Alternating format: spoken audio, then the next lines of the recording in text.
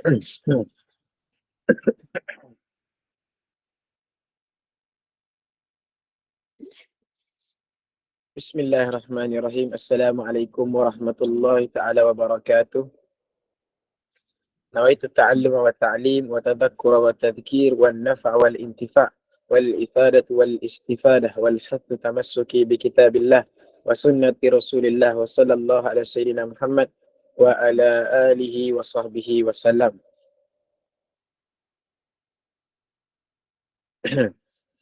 Waalaikumsalam warahmatullahi wabarakatuh. Kita pada adab wuduk kan? Muka surat berapa? Ke adab tandas?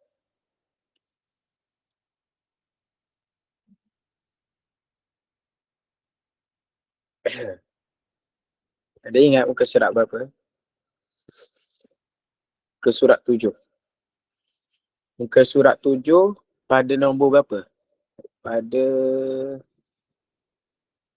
17 nombor 16, nombor 15. Okey.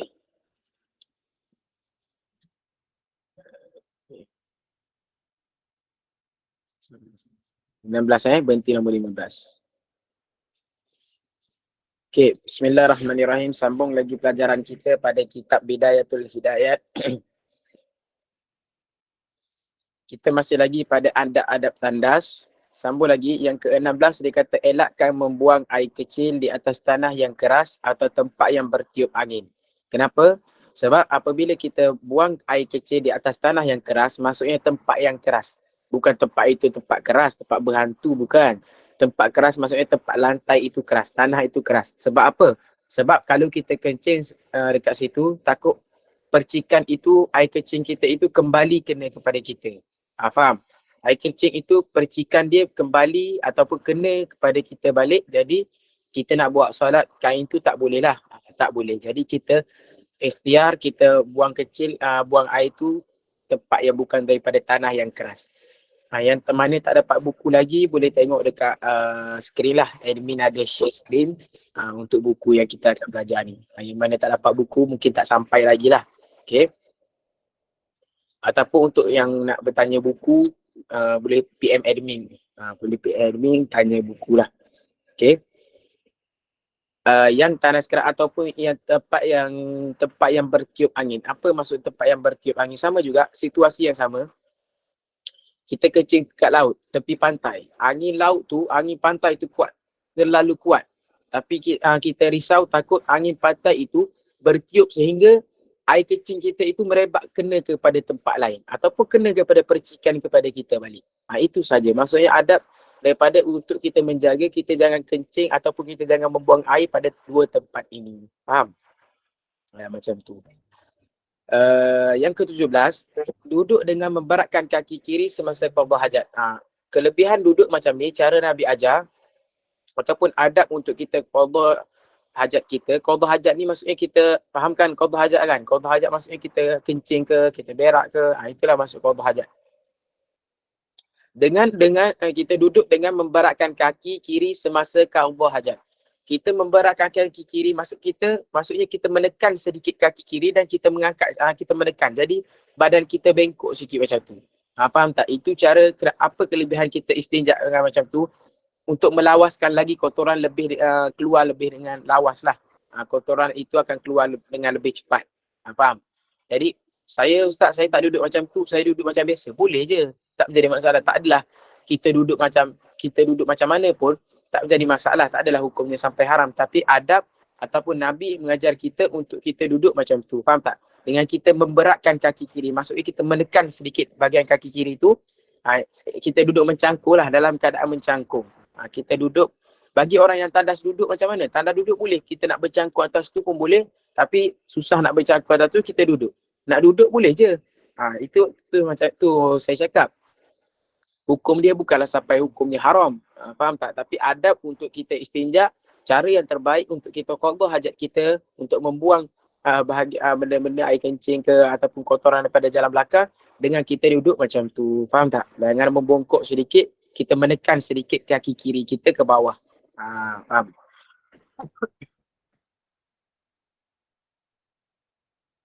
Itu yang nombor ke-17. Yang ke-18, Jangan kencing sambil berdiri. Ya, sengit ke sengit ke sebelah kiri. Maksudnya sengit tu kenapa jadi sengit? Sebab kita kan kita tekan kaki kiri, kaki kanan kita ni naik sikit. Kita tekan kaki kiri, kaki kanan kita naik sikit. Faham? Okey. Yang ke-18, jangan kencing sambil berdiri. Dia kata jangan kencing sambil berdiri. Adakah hukumnya haram? Hukumnya tak haram pun kencing sambil berdiri. Tapi tidak elok lah. Pernah berlaku pada zaman Nabi, Nabi pernah kencing berdiri sekali saja. Itu pun sebab ada masyaqqah, ada kesusah payahan. Bukan sebab suka-suka Nabi nak kencing berdiri. Semasa Nabi berperang, sehingga luka di badan Nabi banyak, jadi Nabi nak duduk itu ada kesusah payahan. Maksudnya sakit lah, kalau duduk tu sakit. Jadi Nabi buang qadha hajat Nabi dalam keadaan berdiri. Cuma sekali saja Nabi buat macam tu. Berhati-hati bagi orang yang kencing. Tambah-tambah lagi orang yang kencing ni kita perlu jaga. Nabi kata aku lalu pada 2 kubur. Semasa aku lalu kepada 2 kubur, tempat perkuburan lah, aku terdengar 2 kubur diazab. Salah satunya kubur yang orang yang diazab, kencing dia tak habiskan. Itulah kita kena berdehem. Saya dah terangkan yang tu kan. Ada dah kita lepas pada bab tu. Itulah cerita dia. Kita perlu berdehem. Jangan bagi sisa kencing itu keluar semasa kita berjalan. Semasa kita berjalan, air kencing pun tu keluar. Kena pada seluar kita. Kita tak perasan. Tapi salah kita lah. Sebab kita tak habiskan air kencing. Jadi apabila ada najis, tak boleh lah. Kita solat, kita perlu suci daripada 2 hadas. Hadas kecil dan hadas besar. Kalau tempat tu kotor, kita tak cangkul boleh kan Ustaz? Maksudnya kita duduk. Boleh je. Kita nak duduk ke, kita tak nak cangkung ke.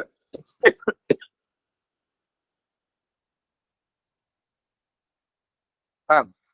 Nak duduk ke, nak apa boleh sebenarnya. Tak menjadi isu, tak jadi masalah, tak adalah hukum yang sampai haram. Cara yang ada adab ini untuk melawaskan lagi. Pembuangan kita tu jadi lawas sikit. Macam tu. Okay, yang ke-19, himpunkan alatan bersuci antara batu dan air, tetapi air adalah lebih baik. Kita dah belajar kan? Ini saya nak refresh balik. Kita bukan nak soal pelajar, kita bukan nak orang panggil apa, nak tanya Pak Ajar, nak test kebijaksanaan, bukan. Ini kita nak ulang balik, kita nak refresh balik yang apa yang kita belajar. Macam student-student lain pun, kelas lain pun saya buat perkara yang sama. Dia kata himpunkan alatan bersuci antara batu dan air, tetapi air adalah lebih baik. Kenapa, soalan saya untuk student semua lah, kenapa air lebih baik daripada batu? Kenapa saya tak dengar suara Ustaz? Dengar kan? Yang lain dengar kan?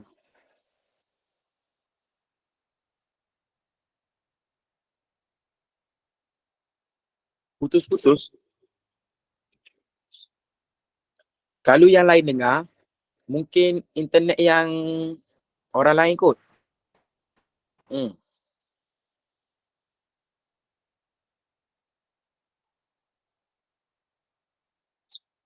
Okey, siapa yang boleh jawab soalan tu? Air lebih bersih. Betul, cuma jawapan tu tak tepat sangat. Suci lagi menyucikan. Bukan, itu air mutlak. Suci lagi menyucikan. Cepat.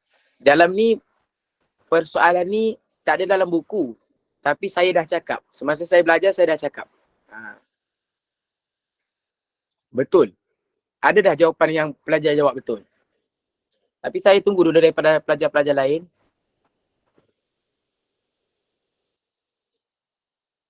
Soalan apa baru masuk? Cik Zaza. Soalan kenapa air lebih afdal daripada batu? Kenapa air lebih afdal daripada batu?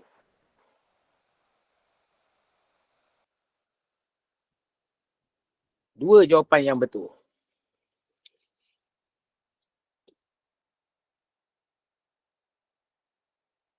Kurang tepat, Sabrina.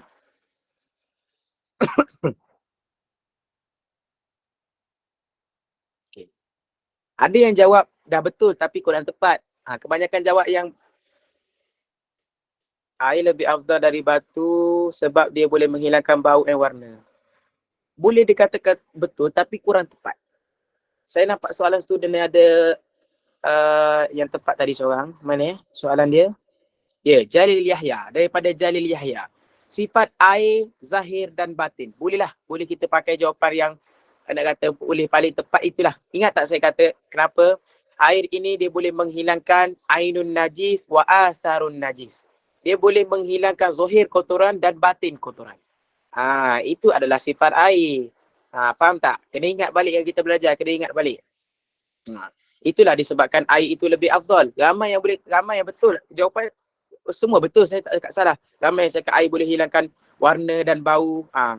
Ada yang boleh menghilangkan orang panggil apa? Yang boleh menghilangkan bau. Betul, semua betul, cuma tak tepat sangat. Yang tepat dia boleh menghilangkan zahir dan batin. Itulah saya tengok jawapan yang paling tepat lah. Daripada Jalil Yahya. Ada yang jawab air lebih bersih. Betul, memang betul. Cuma jawapan tak salah, cuma kurang tepat. Kurang sempurna. Faham? Jadi itulah sebabnya. Kita kena ingat balik kita kena ingat balik soalan ataupun pelajaran yang kita dah belajar. Kita kena ingat balik. Kadang-kadang poin yang saya cakap yang tak ada dalam buku. Faham? Suci lagi menyucikan, betul. Itu air mutlak. Tapi kenapa batu lebih afdal daripada air? Bukan sebab ia suci lagi menyucikan.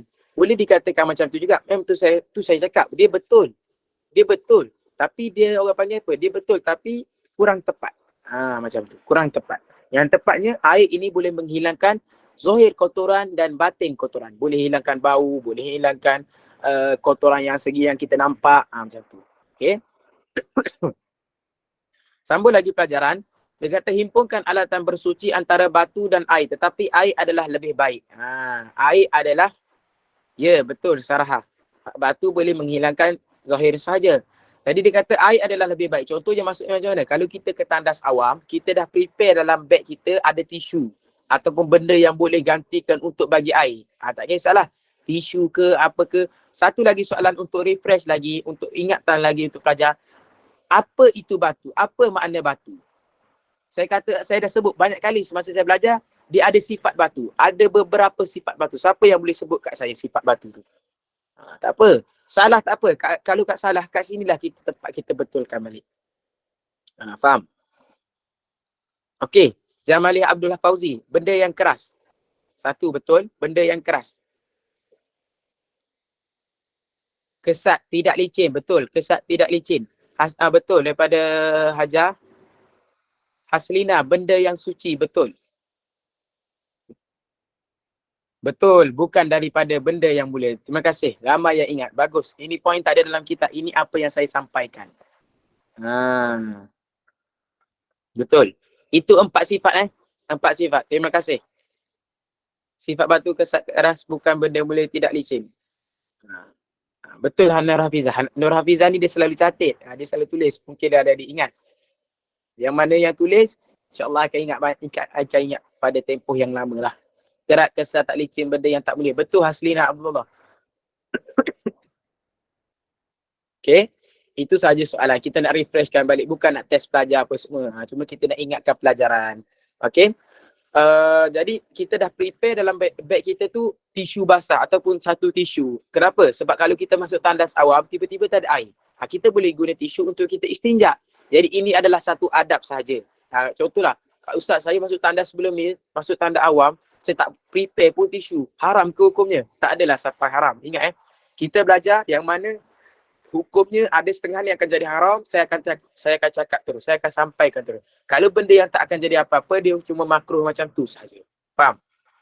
Jadi yang ke-19, antara adab yang ke-19, 19 maksudnya himpunkan, kita prepare kan, kita readykan alatan bersuci antara batu dan air. Tetapi air adalah lebih baik sebab air dia boleh menghilangkan kedua-duanya. Boleh menghilangkan ainun najis dan boleh menghilangkan atharun najis. Boleh menghilangkan zahir kotoran dan batin kotoran. Faham? Yang ke-20, memilih 3 biji batu yang suci yang dapat menyerap, menyucikan dan mengeringkan. Ini saya sifat batu. Atau satu batu suci yang boleh membuat 3 sapuan. Macam saya cakap, walaupun dengan satu batu yang ada 3 buncu, yang ada 3 permukaan, boleh je guna. Yang ada 3 permukaan. Ataupun macam saya kata, ada satu permukaan. Kita istinja, kita basuh, kita keringkan, kita istinja balik. Itu sukarlah sikit, bukan sukar macam leceh lah. Kalau dah ada air, kenapa nak istinja dengan batu? Tapi cara yang afdal, level yang pertama, cara yang afdal kita istinja dengan batu dulu, baru kita bilas dengan air. Faham? Ustaz, tapi saya bilas dengan air. Tak apa. Tak menjadi masalah pun. Tapi saya cakap cara yang paling afdal. Kita kat rumah tak nak guna batu, tak nak guna istinja dengan tisu dulu. Tak nak lap dulu kemaluan, terus basuh dengan air. Boleh juga. Tak menjadi masalah. Faham? Yang nombor 21, slide bawah sikit. Yang nombor 21, jika 3 sapuan masih tidak suci, tambah 5 atau 7 batu atau lebih, disunatkan bilangan ganjil. Ingat tak yang kita belajar? Disunatkan bilangan ganjil. Jika 3 sapuan masih tidak suci, wajib wajib kita tambah pada basuhan keempat, basuhan kelima, basuhan keenam, sampailah dia betul-betul suci. Jika bilangan yang dah suci itu pada nombor yang genap, contoh pada nombor yang 4, kita dah istinja, yang kali ketiga tak suci lagi, kita istinja untuk kali keempat, dah suci, disunatkan kita tambah pada bilangan ganjil. Maksudnya apa bilangan ganjil?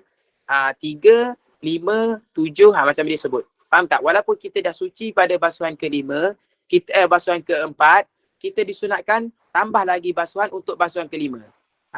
Faham? Kalau tak tambah macam mana? Tak tambah pun dah okey, dah sah dah. Dah kira suci dah kita. Faham tak? Sebab dah memang dah bersih, cuma kita nak mendapat pahala lebih, kita buat bilangan ganjil. Macam tu. Faham? Yang nombor 22 pula, wajib sapu sehingga bersih. Ya, bilangan solat witir. Bilangan ganjil 1, 3. Tapi 1 tak boleh. Sekurang-kurangnya 3 kali sapuan. 3, 5, 7, 9. Itu adalah bilangan ganjil. Wajib sapu sehingga bersih. Wajib sapu sehingga bersih. Sehingga menghilangkan semua dah tak ada dah kotoran-kotoran itu. Macam saya kata, segi bau tak apa. Segi bau tak hilang, memang tak hilang. Dengan batu ataupun dengan tisu dia tak hilang bau. Tetapi kalau dengan air dia boleh menghilangkan. Kita perlu hilangkan bau sekali, hilangkan kotoran-kotoran yang zahir. Barulah kita nak berbuat ibadat itu sah, dalam keadaan sah. Kalau orang solat yang ada tanggung najis, maksudnya solatnya tak sah. Dia perlu suci daripada 2 hadas. Suci daripada hadas kecil, suci daripada hadas besar. Faham? Surat 8. Okey. Itu nombor 22. Nombor 23, jangan istinja dengan tangan kanan. Janganlah kita istinja dengan tangan kanan. Kita basuh kemaluan kita dengan tangan kanan. Kita basuh kemaluan belakang daripada tangan kanan. Kerana apa bukan tangan kanan? Sebab kita mendahulukan anggota tangan ini dengan benda yang mulia saja. Macam kita makan. Kita makan ataupun kita memberi. Kita nak bagi barang ke orang, kita bagi tangan kanan. Atau apa lagi? Kita nak bersalaman dengan orang, kita salam dengan tangan kanan. Ataupun kita nak masuk masjid, kita guna kaki kanan. Faham tak? Guna anggota kanan. Nak masuk ataupun nak buat perkara yang baik. Tapi jika nak buat perkara sebaliknya, bukan perkara yang jahat, maksudnya perkara yang kotor, seperti masuk tandas. Kita masuk dengan kaki kiri, kita nak keluar daripada masjid, nak keluar pada tempat yang biasa, kita keluar dengan kaki kiri. Ataupun kita nak masuk pasar raya, nak masuk tempat-tempat yang lalai, kita gunakan kaki kiri dulu.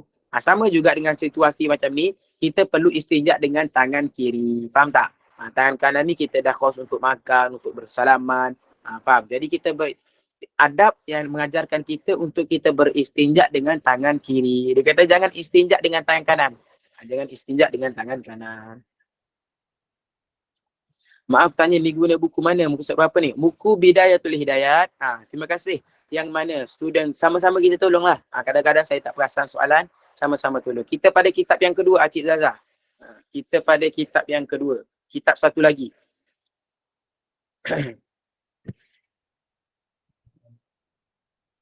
Okey, pada nombor ke-24, pada nombor ke-24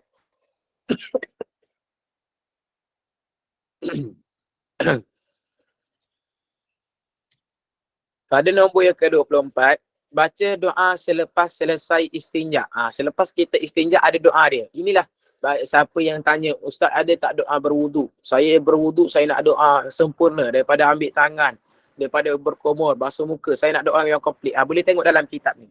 Dalam kitab ni komplit. Dia sebut semua doa. Faham? Jadi dekat sini dia kongsikan kepada kita doa selepas kita istinja.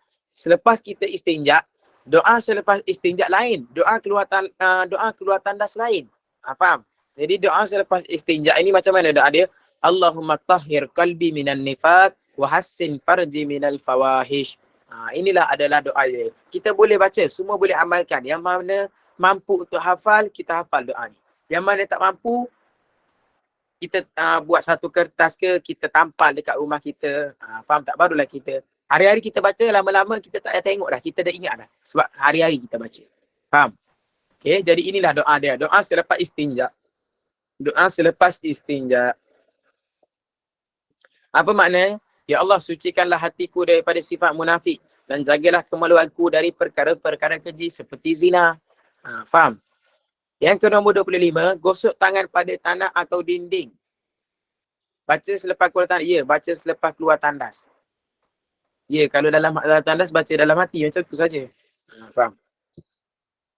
Gosok tangan pada tanah atau dinding atau sabun selepas selesai istinja. Kemudian basuh tangan anda. Ya, lepas tu baru baca doa keluar tandas. Betul. Boleh baca masuk dalam Melayu saja boleh ke Ustaz? Boleh juga baca dalam Melayu. Tapi kalau kita mampu nak baca dalam bahasa Arab, lebih bagus. Faham?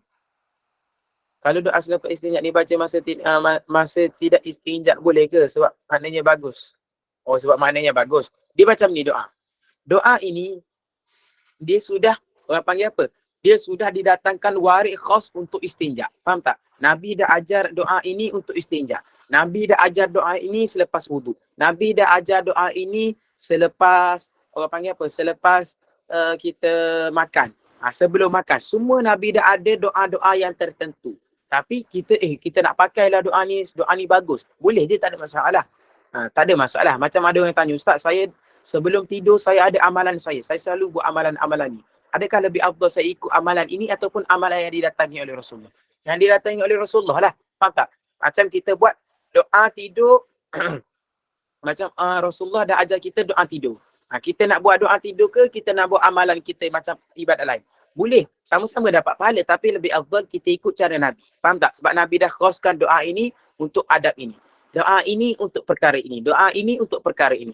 Tapi kita rasa, tapi saya berkenal lah dengan doa ni, makna yang baik, makna yang bagus. Jadi saya nak guna untuk tempat lain. Boleh ke? Boleh je.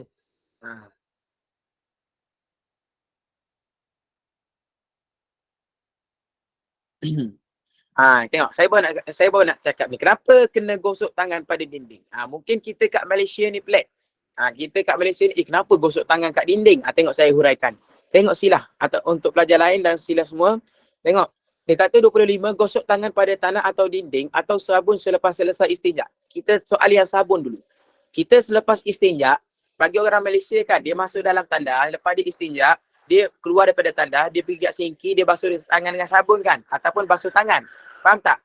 Tapi ini berlaku gosok tangan pada tanah atau dinding ini berlaku pada negara-negara yang miskin ataupun negara-negara Arab. Semasa saya duduk kat Yaman berlaku perkara macam ni.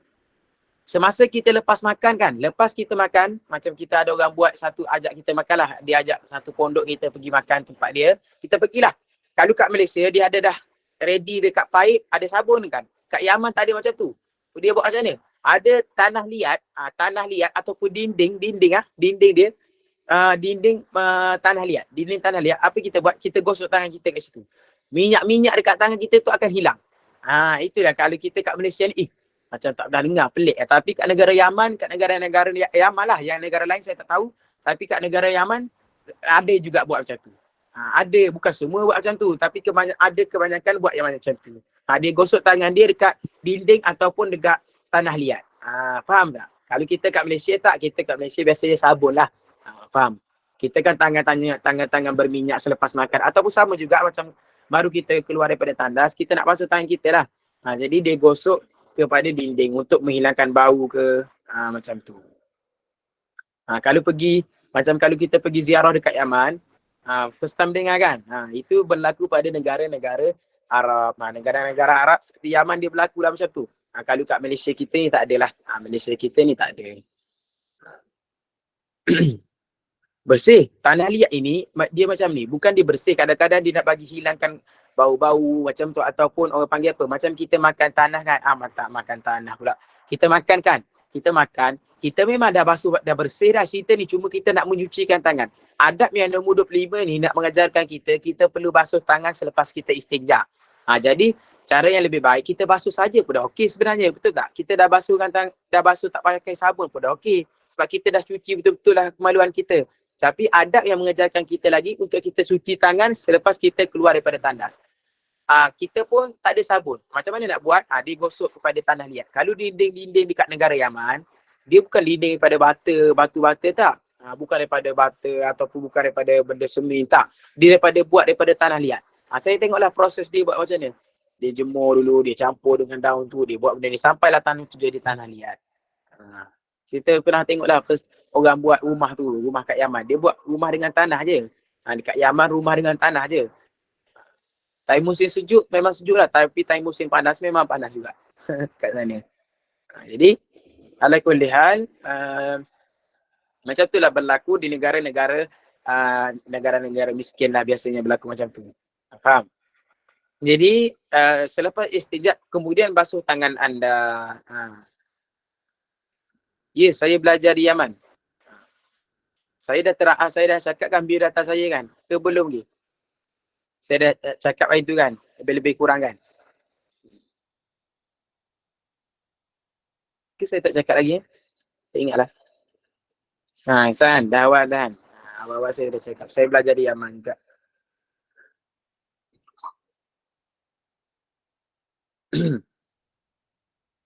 Cerita semula? Cerita apa? Cerita tentang gosok ke? Yang tentang dekat Yaman berlaku? Ke macam mana? Cerita apa? Oh, background Ustaz. InsyaAllah nanti saya cerita kejap lagi. Nanti akhir-akhir kelas saya cerita. Kita baca dulu nanti saya akan cerita balik. InsyaAllah. Gosok tangan pada tanah anda atau dinding atau sabun selepas selesai istijak, kemudian basuh tangan anda. Itu adalah adab yang 25 yang dikongsikan oleh Imam Ghazali, pengarang kitab Bidayatul Hidayat. Yang keenam, bersugi dan berwuduk. Ini adalah sifat yang terakhir. Ini ada adab yang terakhir kan? Adab yang terakhir. Sugi saya kat mana? Saya pun sugi saya selalu hilang juga. Sugi ni antara perkara yang selalu hilang. Siapa yang nak beramal dengan sugi, masya-Allah lah, antara fadilat orang bersugi ni mutharatun lil fami. Yang pertama kita panggil apa? Mutharatun lil fami, mulut kita akan jadi bersih dengan kita bersugi. Dan sugi siwak sama je. Miswak ada panggil miswak. Miswak tu batang sugi sebenarnya. Miswak itu adalah batang sugi. Okey. Gosok gigi, betul. Bersugi dan berwuduk. Yang pertama kelebihan kita bersugi adalah kita bersugi matharatun lil fami, sesungguhnya mulut kita akan jadi bersih. Kelebihan kedua, mardatun lir rabbi. Sesungguhnya Allah redha bagi sesiapa, Allah akan meredai sesiapa yang bersugi. Faham? Bersugi itu dengan kayu sugi. Saya nak tunjuk contoh sugi saya pun baru hilang 2-3 hari ni je. Sugi ni antara benda yang mudah sangat nak hilang. Kalau kita lalai sikit memang dia hilang terus sugi. Kayu sugi dia daripada miswak, daripada akar kayu sebenarnya. Bagus. Yang mana dah beramal bagus. Semua boleh amal. Perempuan, lelaki semua boleh beramal. Nabi kata apa? Man ahya sunnati indal fasadi ummati kana ma'i fil jannah. Nabi kata macam tu. Sesiapa yang beramal ataupun siapa yang melakukan perkara sunnah aku semasa man ahya sunnati indal fasadi ummati. Sesiapa yang melakukan perkara sunat perkara sunnah yang sunnah itu dah pupus. Faham tak sunnah yang dah pupus apa? Sunnah yang ramai yang dah tak buat. Macam bersugi. Majoriti kita tengok orang kat Malaysia ada tak bersugi? Kita pergi kat masjid, ada tak orang tu bersugi? Tak ada pun. Betul tak? Tak ada pun orang itu bersugi. Jarang sekali kita jumpa orang yang bersugi. Memang jarang sekali. Jadi kita boleh dinilaikan sunnah itu sunnah yang dah mati ataupun sunnah yang dah pupus. Ramai dah orang tak buat. Tapi Nabi kata siapa yang menghidupkan sunnah yang ramai dah orang tak buat, kana ma'i fil jannah. Apa ganjaran dia? Sesungguhnya orang itu bersama aku di dalam syurga. Pilihlah. Semua ada di tangan kita masing-masing. Faham? Saya nak tunjuk contoh kita. Siwak saya tak ada hilang. Bersugi dan berwuduk. Yang terakhir kita bersugi dan berwuduk. Berwuduk macam biasalah. Lepas kita keluar daripada tandas, kita disunatkanlah adab disunatkan kita bersugi dan berwuduk. Besar ganjaran dia. Tengoklah. Man ahya sunnati indal fasadi ummati. Tak kira lah sunnah-sunnah apa pun, tapi sunnah yang dah pupus. Ramai dah orang tak buat. Orang dah tak buat lah. Memang ramai dah tak buat sunnah ni. Kana ma'i fil jannah. Sesungguhnya ganjarannya adalah seperti dapat syurga bersama aku. Memanglah selibat kita kat Yaman, semasa kita belajar kan, dia suruh kita letak 3 benda. Biasa poket kita ni kan, kita bergerak sikit, dia jatuh. Lepas tu dia jatuh, kayu je kan, kita tak perasan kadang-kadang. Baru je hilang, baru dalam sehari 2 ni je hilang sugi tu. Baru je hilang dalam sehari 2. Boleh, saya akan terangkan cara bersugi. Kalau ada kayu sugi lagi sedap sebenarnya. Aduh. Kejap saya tengok kejap. Rasanya ada saya.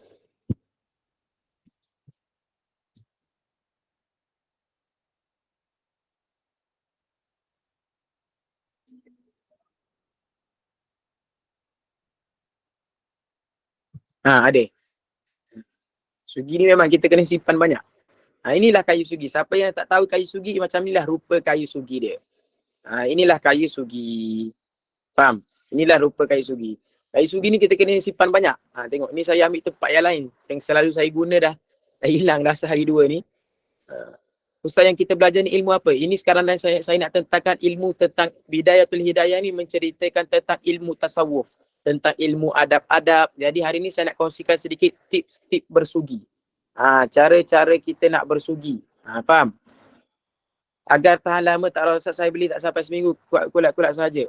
Cara kita nak jaga kayu sugi kita ni, kita kena basuh jarang-jarang. Kita kena rendam. Biasa kalau kita dulu kita rendam sugi kita. Kita rendam sugi ataupun kita selalu basuh. Janganlah basuh selalu juga, dalam sehari sekali kita basuhlah pada muncung depan ni. Lepas tu kayu sugi ni, kalau kat depan dia tak boleh guna, kita potong dia, kita buat yang baru. Kita buat yang baru. Disunatkan kita gigit dia, bukan kita pukul dengan pisau. Nak bagi bulu dia kat depan dia lembut, bukan kita pukul dia. Kita gigit dengan gigi belakang ni. Kita gigit macam tu. Faham? Itu cara-cara yang pertama bersugi. Saya akan cerita daripada awal bab sugi. Memanglah sugi tu memang dia kena jaga sikit. Kalau kita buka, kita basuh. Selepas kita guna dalam sehari, kita basuh. Kalau dah berkulat apa semua, kita potong, kita buat yang baru. Jangan terus buang. Sugi ni kita boleh guna banyak kali. Lepas kita potong, kita buat yang baru. Faham tak? Kita buat yang baru.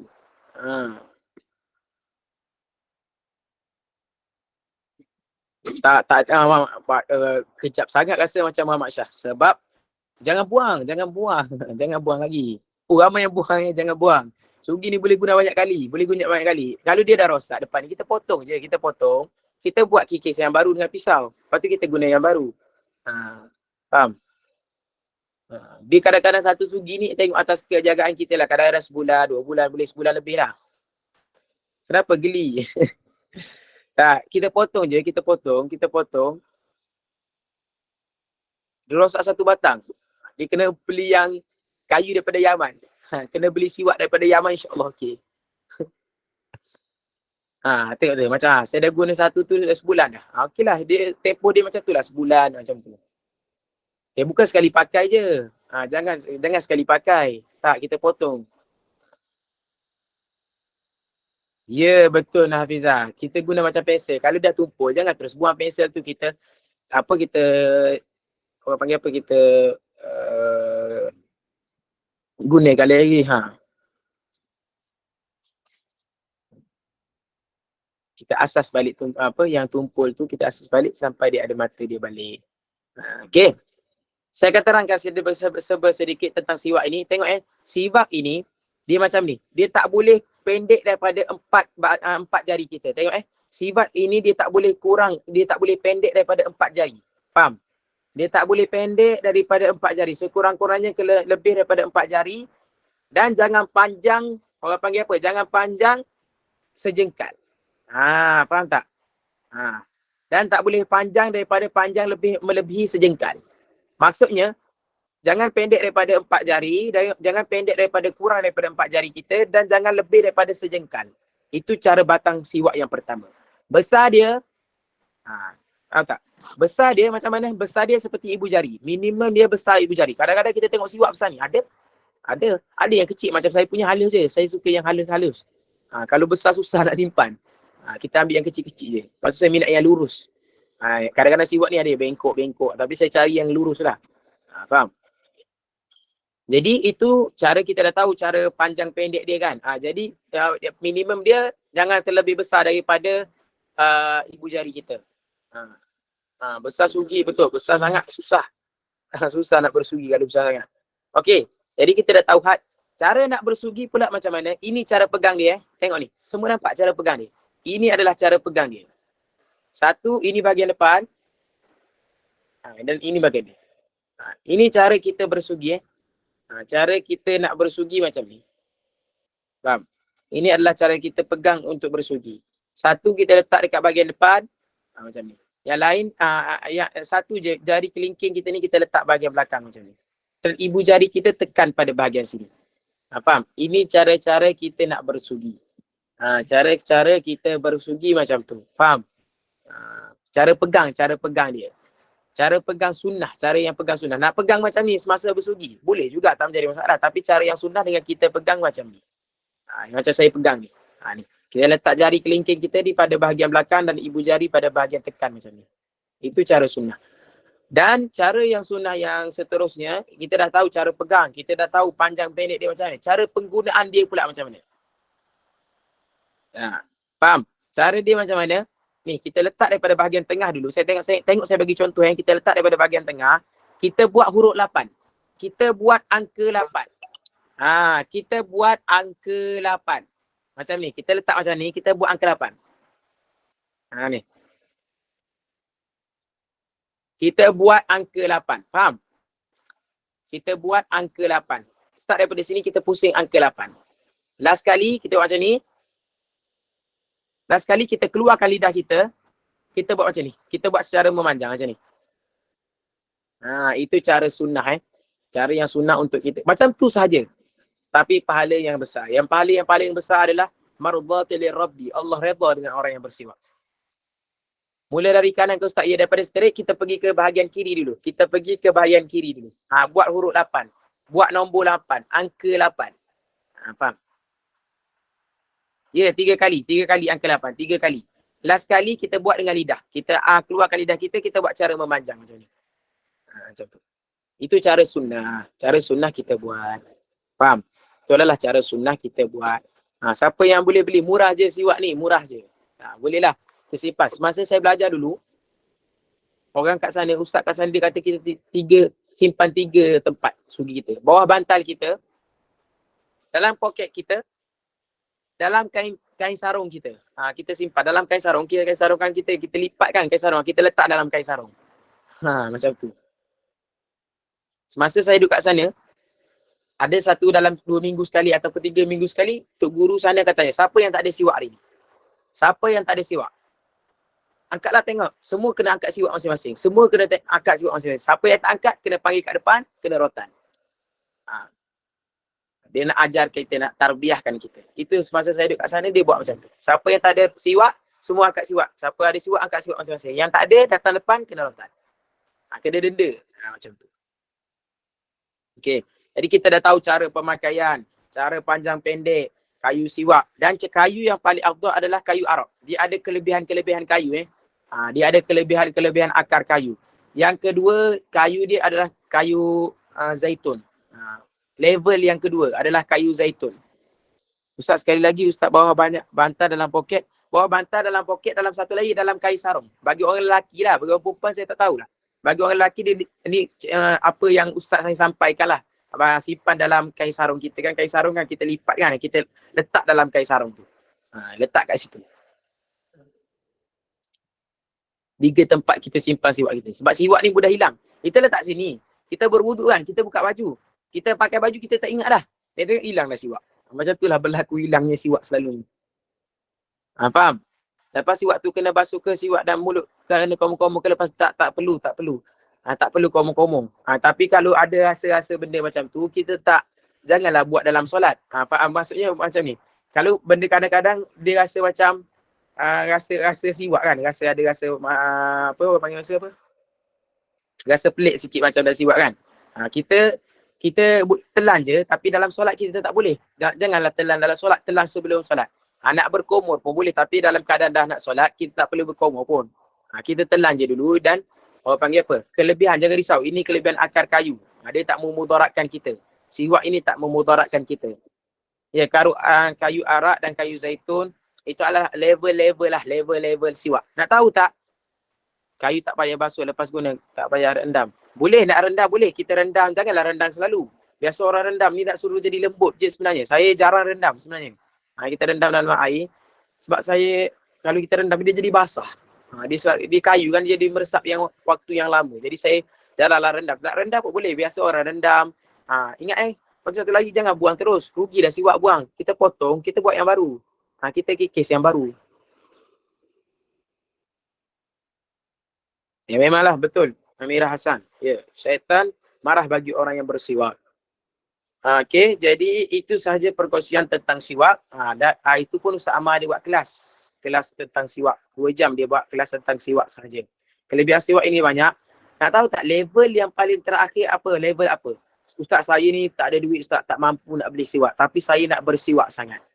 Apa yang perlu kita buat? Ataupun bagi orang yang dah istiqamah bersiwak, selalu dia bersiwak, tapi tiba-tiba hari ni nak solat, siwak dia tertinggal pula. Macam mana dia nak dapat pahala siwak? Nabi kata rakatan bisiwak khairun minas sab'in rakatan bighairi siwak. 2 rakaat kita solat dengan siwak lebih baik daripada 70 rakaat solat tanpa siwak. Maksudnya kita solat 2 rakaat aja siwak lebih baik seperti kita solat 70 rakaat dengan tak ada siwak. Fadilat siwak ni lebih, pahala dia banyak.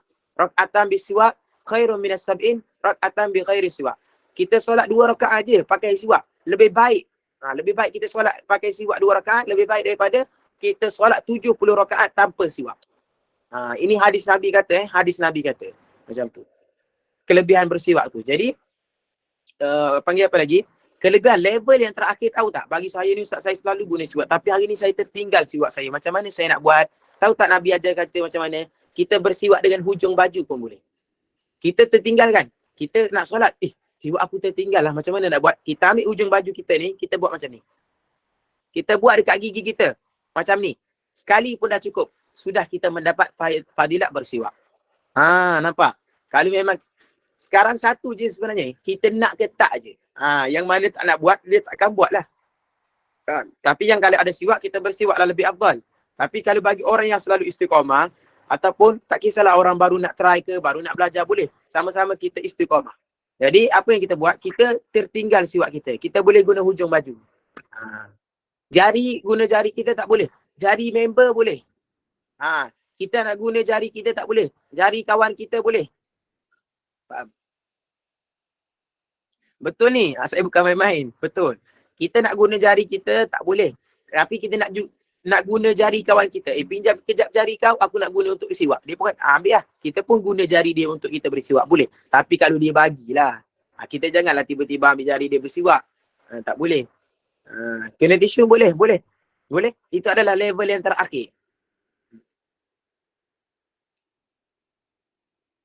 Itulah. Janganlah kita tiba-tiba ambil jari nak pinjam nak untuk bersiwak. Kalau dia bagi boleh. Hukum dia boleh. Kalau ngajari kita sendiri tak boleh. Ngajari member boleh. Ngajari kawan kita boleh. Ataupun kita solat berjemaah. Sebelah ni ada orang kita tak kenal pun. Pinjam jari kejap. Ataupun kawan baik kita ke. Boleh. Tisu boleh. Tisu tu antara level-level yang terakhir lah. Yang itu saya kata dia ada level-level dia. Level dia kayu Arab, kayu zaitun. Dia banyak-banyak kayu. Yang terakhir dia kata walaupun dengan kita dengan kain baju pun dah boleh dah. Setiap kali kita nak solat ke Ustaz, kita siwak. Nabi kata, laula an asyukka ala ummati la amartuhum bisiwak likulli salah wa likulli wudu. Ini hadis Nabi. Nabi kata, jikalau tidak menyusahkan umat aku, Nabi kata. Jikalau tidak membebankan umat aku, nescaya aku suruh mereka untuk bersiwak setiap kali nak solat, setiap kali nak berwudu. Itu hadis Nabi. Kalaulah Nabi buat macam tu, hukum siwak sudah menjadi wajib. Faham tak? Itulah setengah perkara Nabi buat, Nabi tinggal. Nabi buat sekali, Nabi buat banyak kali, Nabi tinggal sekali dua. Kenapa? Sebab Nabi risau kalau Nabi selalu buat tanpa Nabi tinggal, takut perkara itu Allah jadikan benda itu wajib. Faham? Takut Allah jadikan benda itu wajib. Jadi itulah sebabnya Nabi pernah tinggal juga bersiwak. Faham? Sebab Nabi tak nak bagi benda ini wajib. Tapi nak kata pentingnya siwak sampai Nabi kata macam tu dalam hadis. Laula an asyukka ala ummati, jikalau aku tidak membebankan umat aku, tidak menyusahkan umat aku, nescaya aku akan suruh mereka untuk setiap kali nak solat, aku suruh mereka bersiwak. Setiap kali mereka nak berwuduk, aku suruh bersiwak. Bersiwak ni tak ada waktu Untuk tanya waktu, tempoh tak ada waktu. Kita duduk macam ni je, kita duduk macam ni, kita boleh bersiwak. Boleh bersiwak, dapat pahala. Faham? Macam tu. Arwah nenek saya dulu siwak guna sabut kelapa dibentuk macam kayu siwak simpan dalam poket. Itulah level-level dia, tak kisahlah. Dia boleh, dia ada level-level dia. Dia ada level-level yang paling afdal. Faham? Okay, itu saja perkongsian kita pada bersugi. Kita bersugi. Ada yang panggil miswak itu kayu sugi sebenarnya. Miswak itu kayu sugi. Bersugi dan berwuduk. Kita kembali pada pelajaran. Kita bersugi dan berwuduk. Ini adalah adat tandas lah. Selepas kita keluar tandas, kita ambil sugi, kita bersugi. Kita ambil sugi, kita bersugi dan kita berwuduk. Itu adalah adab saja. Kalau kita tak nak sugi, tak nak siwak, tak nak sugi, tak nak wuduk, boleh ke? Boleh je, tak ada jadi masalah. Faham? Soalan saya sama macam Mira Amira. Adakah dapat pahala tu kalau siwak guna berus gigi? Mana soalan Amira? Mana soalan Mia Amira? Soalan tenggelam ke? Soalan dah lama ke? Mana soalan awak Mia Amira?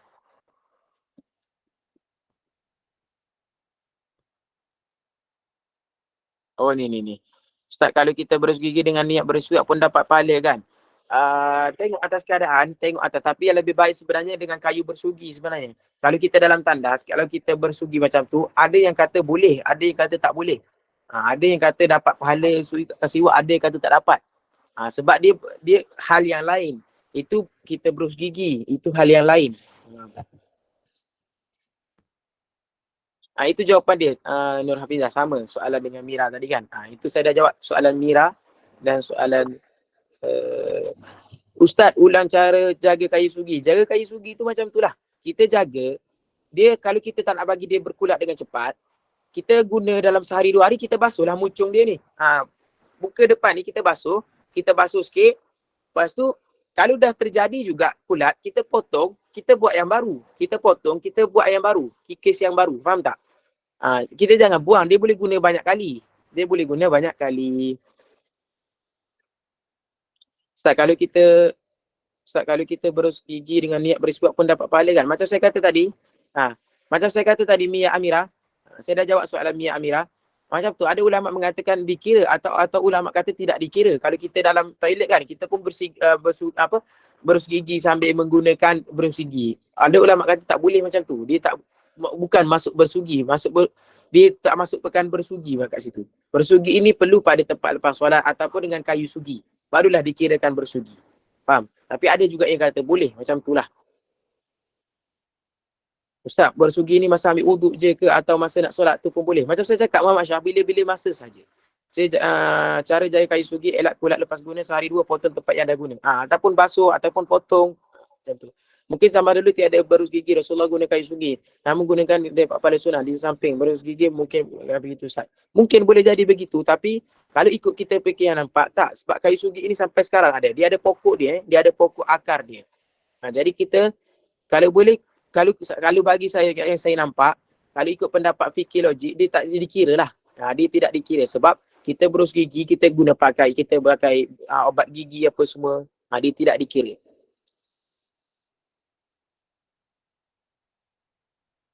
Boleh. Syahliza Sahabudin. Boleh.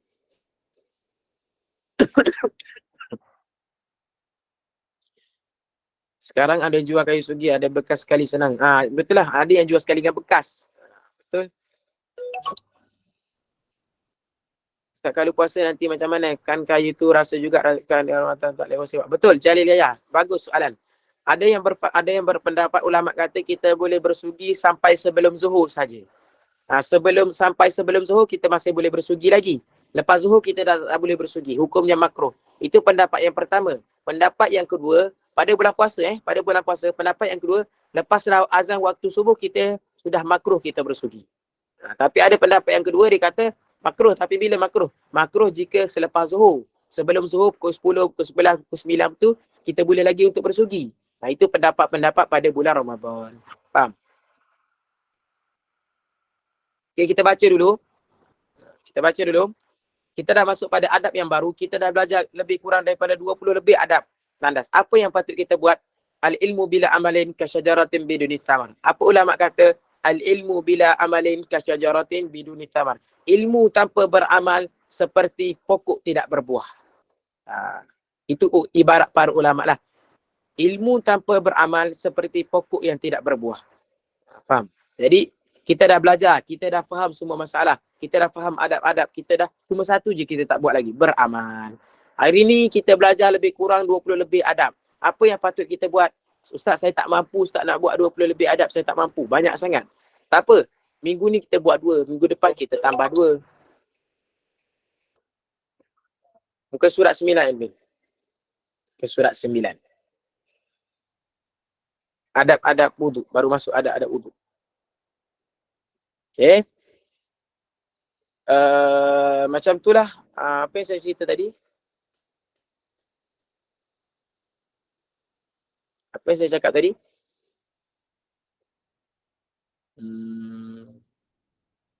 Apa yang saya cakap? Oh, amal. Kita beramal. Jadi yang penting, ilmu bila amalin kasyajaratin biduni thamar. Ilmu tanpa amal seperti pokok yang tidak berbuah. Kita dah belajar adab, kita dah faham semuanya. Jadi satu je kita tak buat adalah kita beramal. Kita tak mampu nak buat banyak sangat, kita buat 2 kali sehari. Ataupun kita tambah minggu depan, kita tambah adab baru 2 kali lagi. Faham? Jadi sama-samalah kita beramal. Okey? Tengok ni, yang pertama adab-adab yang pertama bersugi lepas waktu zuhur hukumnya makruh. Bukan Maimun, itu pada waktu bulan puasa pada bulan puasa. Jika bersugi masuk waktu berbuka, hukumnya haram. Betul ke Ustaz? Jika bersugi masuk waktu berbuka. Jika bersugi masuk waktu berbuka, hukumnya haram. Betul ke Ustaz? Masuk waktu berbuka maksudnya kita bersugi selepas maghrib ke macam mana? Ke macam mana Maimun Atan? Jika bersugi masuk waktu berbuka, jika bersugi masuk waktu berbuka, sebelum masuk waktu berbuka ke macam mana? Boleh Erwati. Apa nama akak ni? Ernawati. Boleh. Okey. Tengok ni, pada adab yang pertama, adab wuduk, kita dah masuk adab baru. Kita dah masuk sewaktu azan maghrib dalam keadaan berpuasa, maksud saya. Sewaktu azan maghrib dah habis dah puasa.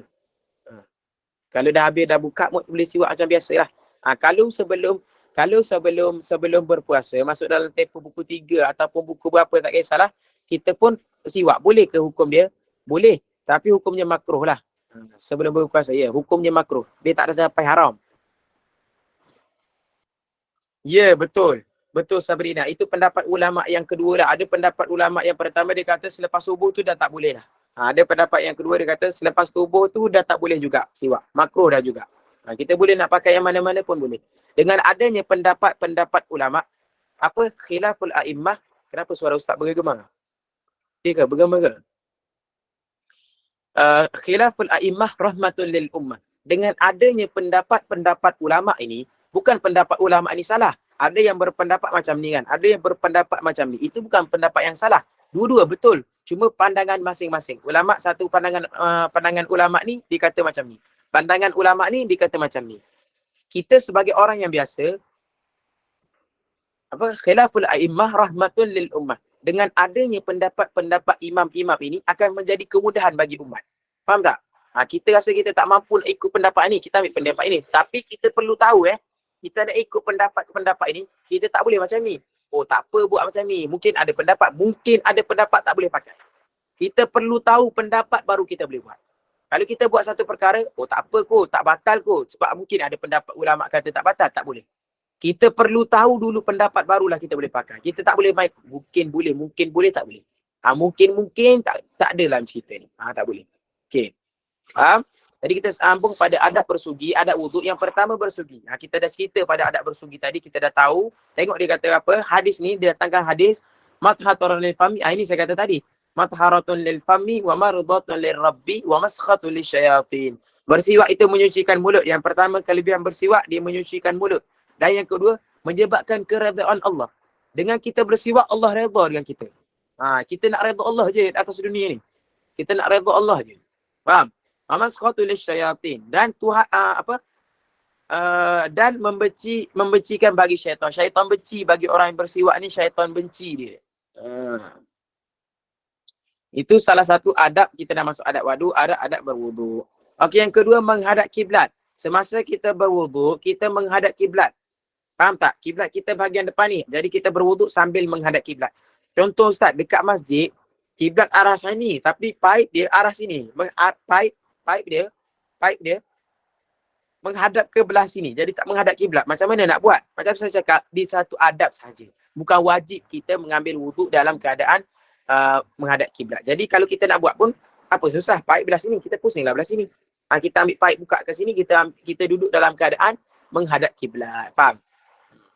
Cara yang terbaik kita berwuduk dengan menghadapkan kiblat. Kalau tak menghadap kiblat, tak sah ke wuduk kita, tak sah ke solat kita. Tak, bukan macam tu. Sah je wuduk kita, sah je solat kita. Faham?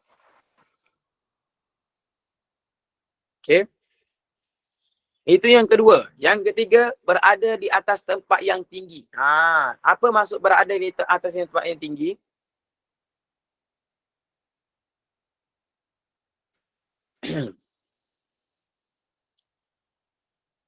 Berada di atas tempat yang tinggi, apa maksudnya? Maksudnya pipe dengan kita itu berada di tempat, bukan maksudnya berada di tempat tinggi di pipe kita ambil wuduk atas bukit, bukan. Bukanlah kita mengambil wuduk atas bukit, bukan. Berada di tempat yang tinggi maksudnya pipe dengan lantai tu dia tinggi, jarak dia jauh. Kalau pipe terlalu rendah, kita nak berwuduk rendah sangat, kena sampai tunduk macam tu. Saya pernah pergi satu masjid, tak ingatlah masjid apa. Pipe dia kan, ni dekat buku lali kita je, ataupun dekat betis kita je. Pendek sangat pipe dia. Kita nak berwuduk pun susah, nak masukkan tangan pun susah. Jadi ada lebih baik kita berwuduk tempat pipe yang tinggi. Maksudnya pipe dengan lantai itu tinggi tempohnya. Panjang. Maksudnya jauh-jauh. Duduk jauh. Pipe sini, lantai kat sini. Bukan tanah kat sini, pipe kat sini. Dekat sangat. Dekat sangat susah lah. Takut ada percikan. Kadang-kadang kita tak tahu orang ludah kat situ ke, orang tak tahulah takut ada orang kencing ke, contoh. Jadi kita takut percikan itu kena kepada kain kita balik. Itu maksudnya berada di atas tempat yang tinggi. Maksudnya bukan berwuduk atas bukit, tempat yang tinggi ni. Cuma yang posisi pipe tu nak ceritakan. Ya betul, baru selesai. Kadang-kadang pipe yang rendah sangat, ini tanah, pipe dekat sini. Kita nak buka pun rendah sangat, nak masukkan siku pun untuk berwuduk pun susah. Ada setengah tempat tapi jarang sekali macam. Tapi kalau ada macam tu, kita nak berwuduk boleh, tak menjadi masalah. Kita wuduk macam biasa, tapi dianjurkan ataupun dituntutkan lagi kita berwuduk di atas tempat yang tinggi. Ataupun boleh dimasukkan di atas tempat yang tinggi ni macam mana? Kedudukan kita itu tinggi sedikit. Faham tak? Bukanlah kita duduk, ini pipe kan, ini tanah, kita duduk sebelah sini. Kita duduk tinggi sikit, macam tu. Sebenarnya poin dia, apa yang nak disampaikan dekat sini, dia takut ada percikan itu kena pada kita je sebenarnya. Kadang-kadang kita apabila percikan itu kena pada lantai, kat lantai tu kita tak tahu ada apa. Kadang-kadang orang ludah, kadang-kadang orang muntah ke kat situ, kita tak tahu. Faham? Jadi kita jaga. Dan yang keempat, membaca doa sebelum wuduk. Sebelum wuduk ada doa. Sebelum kita berwuduk, kita baca doa ni. Bismillahirrahmanirrahim. Rabbi a'udzubika min hamadatis syayatin wa a'udzubika rabbi an yahdurun. Ini doa penjauh daripada syaitan ni. Apa maknanya? Dengan nama Allah yang Maha Pemurah lagi Maha Mengasihani. Ya Allah, aku berlindung denganmu daripada gangguan syaitan. Dan aku berlindung denganmu, wahai Tuhanku, daripada kehadiran mereka, syaitan di sisiku. Sebelum kita berwuduk, kita auzubillahi minasyaitonirrajim, ataupun auzubillahi sami'alim minasyaitonirrajim, ataupun auzubika min hamadatis syaitin wa auzubika rabbi ayyuhdurun. Kita baca doa tu, semoga semasa kita berwuduk tu, syaitan tak datang ganggu kita. Dia tak datangkan was-was kita. Dia kata, baru basuhan kedua, tak basuhan ketiga lagi. Macam tu dah lebih kurang. Faham? Jadi kita perbaikikan amalan kita. Selalu baca doa ni tapi tak tahu ini doa sebelum wuduk. Ayat Al-Quran kan ni? Ya, betul. Itu saya cakap. Kadang-kadang bukan doa ni ataupun ayat ni bukan ada pada doa wuduk saja. Dia banyaklah. Maksudnya doa ni doa umum. Doa umum. Doa umum ni kita boleh pakai kat bila-bila masa pun. Kita duduk macam ni pun kita boleh pakai auzubillahi sami'alim minasyaitonirrajim, ataupun rabbi a'udzubika min hamadatis syayatin wa a'udzubika rabbi ayyuhdurun. Kita menjauh daripada gangguan syaitan. Kadang-kadang satu doa ni banyak tempat ada dia ada pada doa tidur, ada pada doa makan, ada doa pada ni. Doa yang sama. Faham tak? Doa yang lebih kurang. Okey. Yang nombor 5 pula, basuh tangan 3 kali sebelum mula wuduk. Sebelum kita mula wuduk, kita disunatkan ataupun adab kita membasuh tangan dulu. Sebab apa? Semasa kita tidur, contohlah kita bangun subuh lah, cerita kat sini kita bangun subuh. Semasa kita tidur subuh kan, semalam kita tidur, kita tak tahu tangan kita ni pergi mana. Maksudnya apa? Tak tahu pergi mana Ustaz?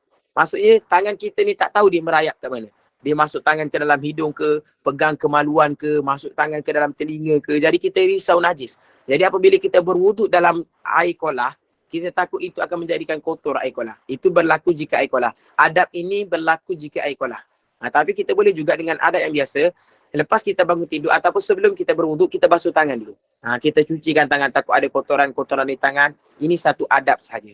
Tapi adab ini yang lebih tepat jika berlaku pada air kolah sebenarnya. Kalau rumah kita sistem kolah lah ataupun sistem air kolah. Jadi kita disunatkan basuh dulu tangan kita. Kalau kita tahu kotoran itu memang dah ada kat tangan, kita pergi celup juga, hukumnya haram. Hukumnya haram. Kalau kita was-was, kita disunatkan saja untuk basuh tangan. Tapi jika kita yakin memang ada kotoran dekat tangan kita, tapi kita pergi celup juga dalam air itu, maka hukumnya haram. Faham? Yang baru masuk nanti, tak apa, nanti boleh tengok rakaman balik. Kita ada masa dalam setengah jam lagi nak habis. Lama lagi lah. Boleh. Okey.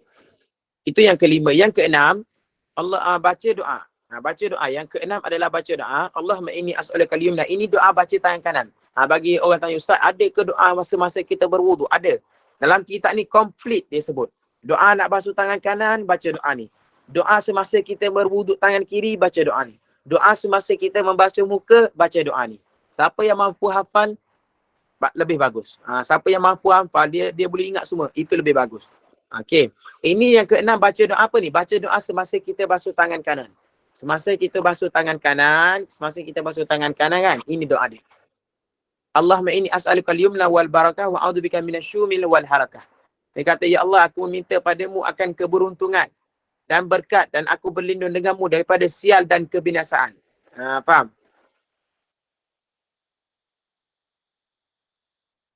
Faham? Ini doa semasa kita membasuh tangan kanan. Okey, itu yang keenam. Yang ketujuh pula, berniat menghilangkan hadas atau niat istibahatus salah, membuat sesuatu yang mengharuskan sembahyang. Faham? Ini cara niat lah. Cara niat. Cara niat, kita niat, dia kata berniat menghilangkan hadas, maksudnya sahaja aku mengangkat hadas kecil, ataupun niat istibah, sahaja aku memperbolehkan solat. Bagi siapa yang, ini sikit lagi soalan untuk student, bagi siapakah yang niat istibah? Bagi siapakah? Saya ada cakap dah. Bagi siapa yang orang niat istibah tu solat ni, dia memperbolehkan sahaja wuduk dia. Bagi siapa? Siapa ingat? Ada ingat? Dengarkan suara saya kan? Ada ingat soalan ni? Ada ingat jawapan ni?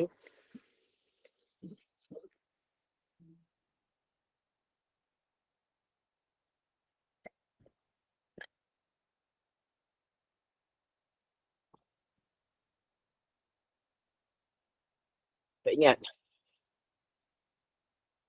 Tak ingat Ustaz, maaf. Tak tahu. Orang yang daik meladas. Soalan lagi, jawapan lagi. Tak apa, salah tak apa. Tak pernah dengar. Kenapa tak pernah dengar? Kenapa tak pernah dengar? Saya dah cerita ni. Kenapa tak pernah dengar? Kan, saya dah cerita kan? Kita dah belajar apa? Bab fiqh, bab air dah kan? Kalau bab air, saya dah cerita pada bab wuduk.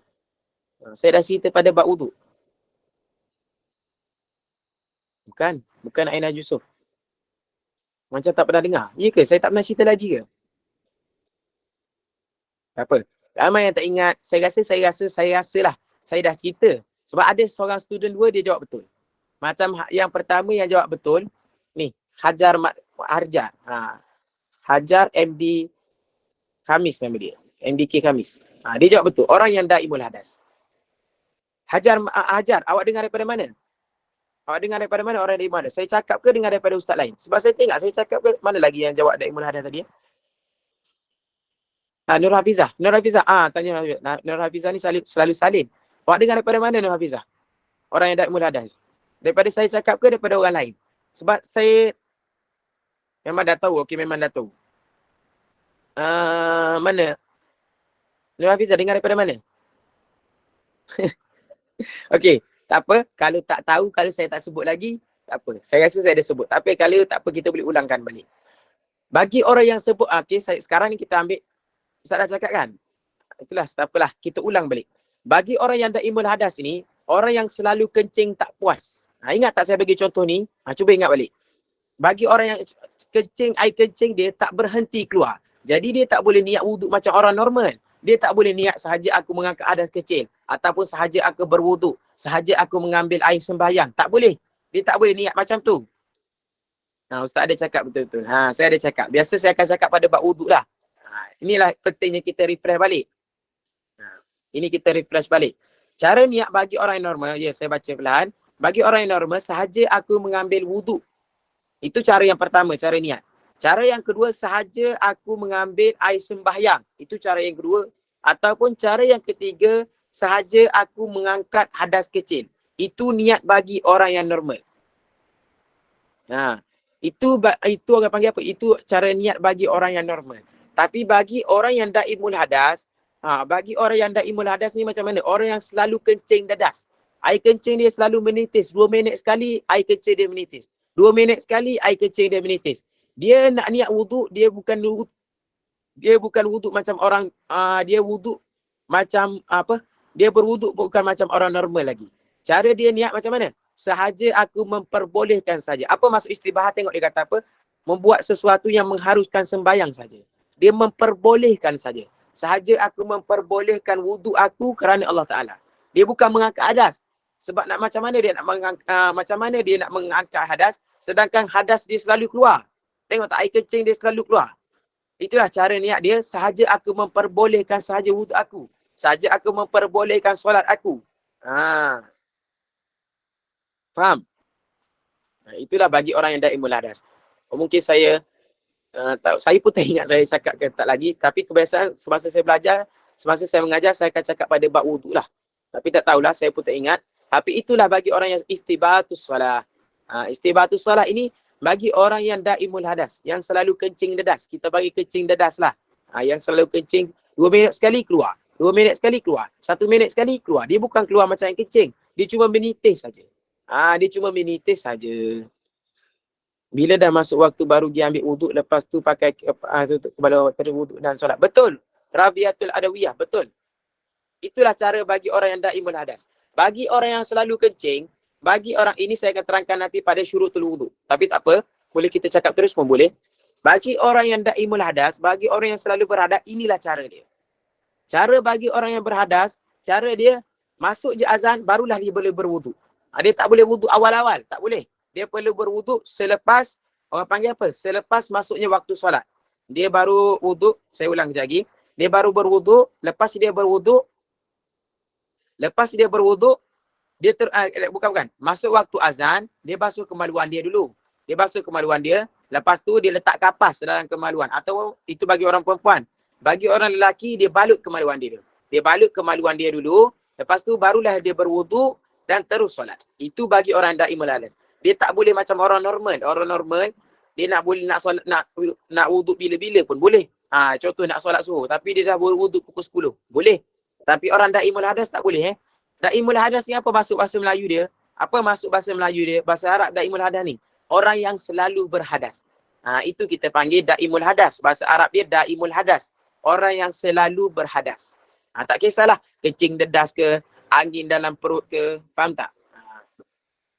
Untuk niat, ingat untuk niat orang yang untuk niat orang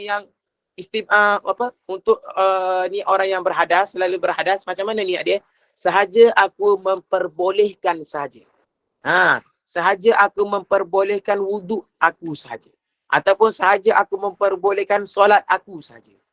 Dia tak cakap sahaja aku solat fardu tak. Dia tak niat macam orang normal. Dia dah tak niat macam orang normal. Kalau orang normal, sahaja aku mengambil wuduk kerana Allah Ta'ala. Kalau dia, sahaja aku memperbolehkan wuduk aku kerana Allah Ta'ala. Yang penting perkataan memperbolehkan sahaja. Macam tu. Faham? Sempat tangkap? Sempat tulis?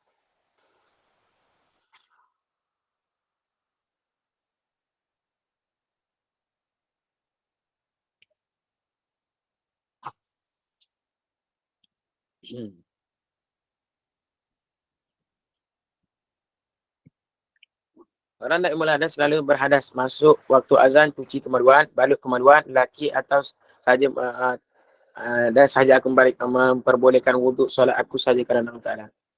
Betul. Nur Hafizah, macam itulah. Ya, betul.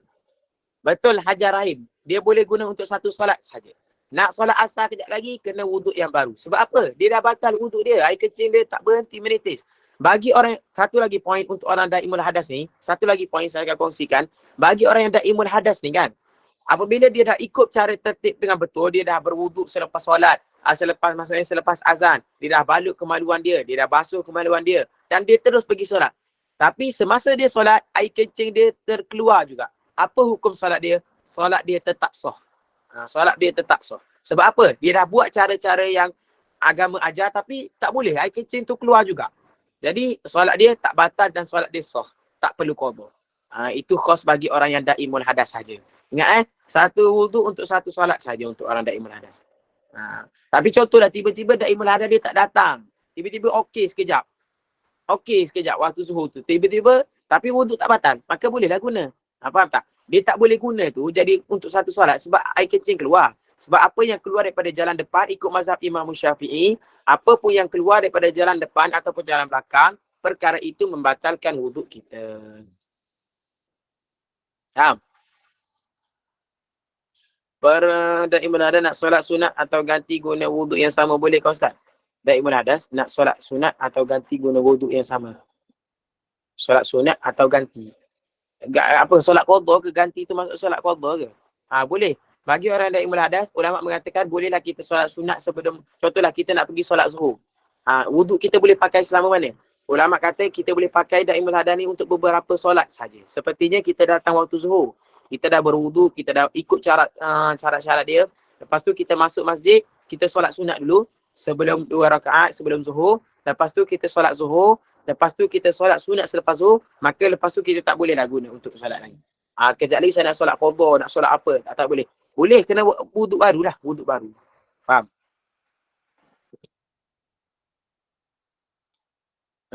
Macam saya kata tadi Hajar Rahim, dia tengok pada ahwal solat. Macam kalau solat zuhur kita boleh buat solat sunat sebelum, solat sunat selepas. Macam kalau waktu duha kita boleh buat 4 rakaat dulu, lepas tu kita berhenti, kita wuduk balik. Macam tu. Dia tak boleh nak completekan semua solat.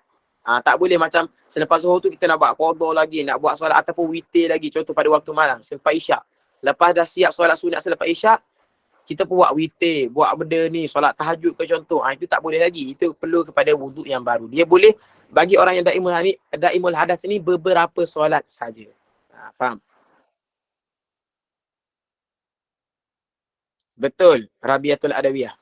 Okay, kita sambung lagi. Kita dah tahu kan daimul hadas tu apa. Kita tahu dah apa orang yang daimul hadas tu macam mana. Okay, kita sambung lagi pengajian kita. Yang ke-8, menggunakan satu penceduk air bagi setiap satu anggota yang hendak dibasuh. Satu penceduk kita guna untuk satu air. Satu penceduk kita guna untuk satu air. Sebab apa? Kita tak nak jadi mustakmal. Mustakmal saya dah terangkan kan? Mustakmal. Okey, jadi tapi boleh ke kita berwuduk dalam air yang sedikit? Boleh. Macam saya kata, Nabi berwuduk dalam mangkuk yang kecil saja. Boleh. Selagi mana air tu rata semua pada anggota wuduk yang wajib, maka sahlah wuduk kita. Tak kisah banyak mana pun. Tapi jangan bagi air itu mustakmal lah. Jangan bagi air itu mustakmal. Ustaz nak tanya macam wanita bila waktu subuh dia selalu keluar cair pada kemulan kita, adakah cair itu pun membatalkan wuduk, kena cuci betul-betul baru sah wuduk? Ya, Mira Amira. Ikut pendapat mazhab Imam Syafi'i, sesuatu yang keluar daripada jalan depan ataupun jalan belakang, perkara itu membatalkan wuduk. Walaupun perkara itu yang apa yang keluar? Yang segi biasa. Apa yang biasa keluar daripada kemaluan ini? Kotoran. Maka batal wuduk kita. Yang kedua, benda yang pelik keluar. Contohnya apa? Seperti darah ataupun nanah yang keluar. Kebiasaan tak keluar tapi dia keluar. Tetap membatalkan wuduk. Yang ketiga, apa yang keluar? Contoh, kita tengah tengok TV. Anak kita baling guli masuk dalam mulut kita. Tiba-tiba kita pergi tandas, kita buang ikut kemaluan belakang, keluar guli. Kotoran tak keluar pun, tapi guli keluar. Maka batal juga wuduk kita. Apa poin yang nak disampaikan di sini? Poin yang nak dicakapkan, apa-apa pun yang keluar daripada kemaluan depan ataupun kemaluan belakang, maka perkara itu membatalkan wuduk kita. Faham ya Amira? Faham? Macam tu lah. Nanti kita akan belajar lebih detail lagi. 4 perkara yang membatalkan wuduk.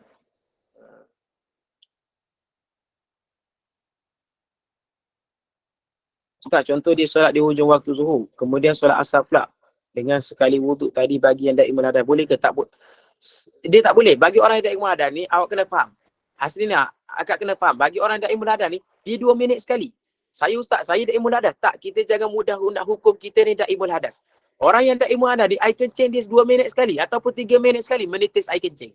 Kalau walaupun dia solat dah nak habis waktu, memang air kecil tu ada keluar. Jadi dia perlu wuduk yang baru untuk solat asar. Walaupun waktu yang dah nak masuk asar lah. Faham? Dia tak boleh. Saya Ustaz, daimul hadas juga. Bukan. Kita jangan nilai kita mudah daimul hadas. Saya daimul hadas Ustaz, saya kencing pukul 2. Pukul berapa pula air kencing? Pukul 3 pula. Itu bukan daimul hadas. Itu orang kencing tak lawas. Lain kencing dedas, kencing lawas ni tak lain. Yang kencing lawas ni, dia kencing tak puas. Tapi dia kencing habis je. Bagi orang daimul hadas ni, dia kencing tak habis. Dia selalu keluarkan menitis sedikit. Faham? Okey, terima kasih Amira. Ustaz, jika kita solat faham apa? Faham tak Aslina? Dia macam tu. Ustaz, jika kita solat qada dalam waktu tahajud, adakah kita dapat pahala sunat dan qada? Kalau kita combo boleh lah. Juriah Swandi nama awak Kalau kita qada boleh lah kita qada. Kalau kita kombokan niat. Setengah solat ni kita boleh combo dalam satu solat buat 2 niat. Boleh? Tak sama Orang kencing tak lawas ni, dia kencing tak puas. Tapi daimul hadas ni, air kencing dia selalu keluar. Orang kencing tak lawas, lain segi hukum lain. Kencing tak lawas, dia rasa tak puas je kencing dia. Tapi daimul hadas ni, dia puas. Dia memang rasa dah puas dah kencing, tapi dia pun tak perasan bila masakah keluar.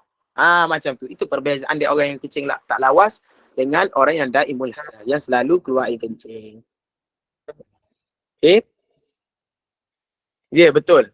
Kebanyakan orang-orang dah tua, dah sampai umur, dia berlakulah macam ni kat dia. Kadang-kadang dia tak tahu, keluar air kencing. Itulah kita bagi perempuan, dia kena pakai hufaz. Hufaz ni pakai pampers orang perempuan lah.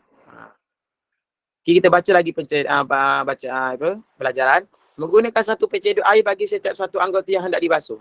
Kita ambil satu pencedok, kita basuh tangan kita. Kita ambil satu pencedok, kita basuh muka kita. Tak nak buat guna pencedok, nak guna shower. Boleh juga buka shower, guna dengan shower. Boleh. Asalkan wuduk kita kena dengan sempurna, maka sahlah wuduk kita. Itu untuk nombor 8.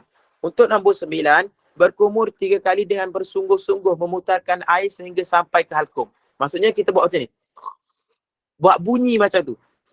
Kita panggil apa tu? Mubalaghah. Kita melebih-lebihkan. Itulah maksud memutarkan dia. Faham tak? Dia kata bersungguh-sungguh dan memutarkan air. Itulah maksud memutarkan air. Kita buat bunyi macam tu. Itu sunnah Kita melebihkan pada berkumur, hukumnya sunnah. Hukumnya sunnah kita melebihkan. Faham? Tengok ni. Sehingga sampai ke halkum bahagian atas kerongkong. Sehingga sampai ke... Ini adalah perkara sunat semasa kita berkumur. Faham? Itu yang ke-9. Yang ke-10, tengok. Jika berpuasa, berkumurlah secara perlahan-lahan. Macam kita tahu, Ustaz, kalau bagi orang berpuasa, macam mana Ustaz? Kalau tak bunyi macam tu, tak sah ke? Bukan. Kenapa tak sah? Sedangkan, orang panggil apa? Sedangkan berkumur ini adalah sunat sahaja. Jangan salah faham. Berwuduk dengan berkumur ini adalah sunat sahaja. Faham? Kalau tak buat, tinggal terus pun boleh. Tapi cara yang lebih baik, kita mubalaghah. Mubalaghah ni apa? Kita berlebihan pada wuduk. Kita berlebihan pada wuduk. Kita berkumur, kita angkat sikit kepala kita buat bunyi. Bagi kita nak rasa macam kena juga air kat dalam. Tapi bagi orang berpuasa macam mana? Bolehkah buat macam tu? Tak boleh lah. Kalau buat macam tu, takut air masuk dalam mulut. Kalau takut air masuk, batal lah puasa. Faham? Kalau dia buat macam tu, batal lah puasa dia. Tapi macam mana nak buat Ustaz? Tinggalkan terus ke berkumur tu? Tak. Kita meninggalkan perkara yang sunat, hukumnya makruh. Kita meninggalkan pada wuduk, kita wuduk kan, kita meninggalkan perkara, contoh apa? Kita meninggalkan berkumur. Hukumnya makruh. Macam mana kita nak buat? Apa yang perlu kita buat? Dia kata, tengoklah dia kata apa. Jika puasa, jika dalam keadaan berpuasa, kita berkumurlah secara perlahan-lahan. Kita kumur sikit-sikit je. Ambil syarat saja. Ambil sunat saja. Macam tu. Lepas tu kita buang balik kumur. Jangan telan. Jangan kita ambil banyak tapi kita buang sikit je. Jangan macam tu.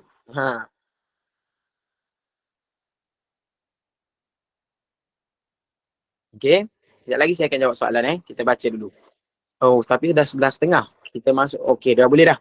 Kita berhenti dah dulu. Kita berhenti pada muka kita berhenti pada muka surat 11. Kita berhenti pada muka surat 11 pada nombor 10 Nanti kita akan sambung balik pada nombor 11. Okay. Nak tanya jamak qasar. Oh, ini soalan jamak ni. Okey. Yang nak tanya, nak buka mic tanya pun boleh juga. Nak tanya jamak qasar, balik kampung seminggu, jarak 300 km singgah kampung yang mula 3 hari. Singgah kampung yang mula 3 hari. Kemudian balik kampung yang kedua, jaraknya 78 kilo. Adakah boleh jamak lagi? Boleh Rabiatul Adawiyah. Sebab kita dah berpindah kepada tempat lain, boleh jamak. Boleh. Awalnya kita masuk kampung, contohlah kita balik kampung suami. Kita balik kampung suami. Lepas 3 hari kita pun balik kampung isteri kita balik. Kita balik kampung kita pula. Boleh. Sebab kita ada masafah lagi, ada perjalanan lagi. Faham tak? Jadi kita boleh jamak lagi. Faham tak Rabiatul? Assalamualaikum Ustaz, nak tanya wuduk satu cedok untuk 3 kali wuduk setiap anggota ke? Maaf Ustaz, tanya yang nombor 8. Oh boleh Idawin, tak apa. Untuk dia satu basuhan pertama saja wajib Kita basuh muka sekali je wajib. Tapi kalau kita nak buat 3 kali sunat saja. Faham tak? Dia kata tadi untuk soalan 8, soalan nombor 8 lagi dia kata menggunakan satu percedok air bagi setiap satu anggota yang hendak dibasuh. Kita nak basuh anggota muka, kita basuh daripada anggota sekali saja. Faham tak? Kalau kita nak buat 3 kali pun boleh. Nak buat 3 kali lebih bagus. Nabi kata, aku akan kenal umat aku yang selalu berlebihan pada wuduk. Kalau basuhan muka ini saya bagi had semalam kan? Saya bagi had. Tapi kita lebihkan pada basuhan. Hukumnya sunat. Ustaz, kalau masa buat perkara sunnah, kita niat sahaja aku. Kalau masa Assalamualaikum Ustaz. Aduh.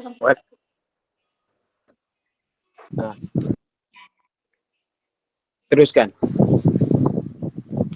Assalamualaikum Ustaz.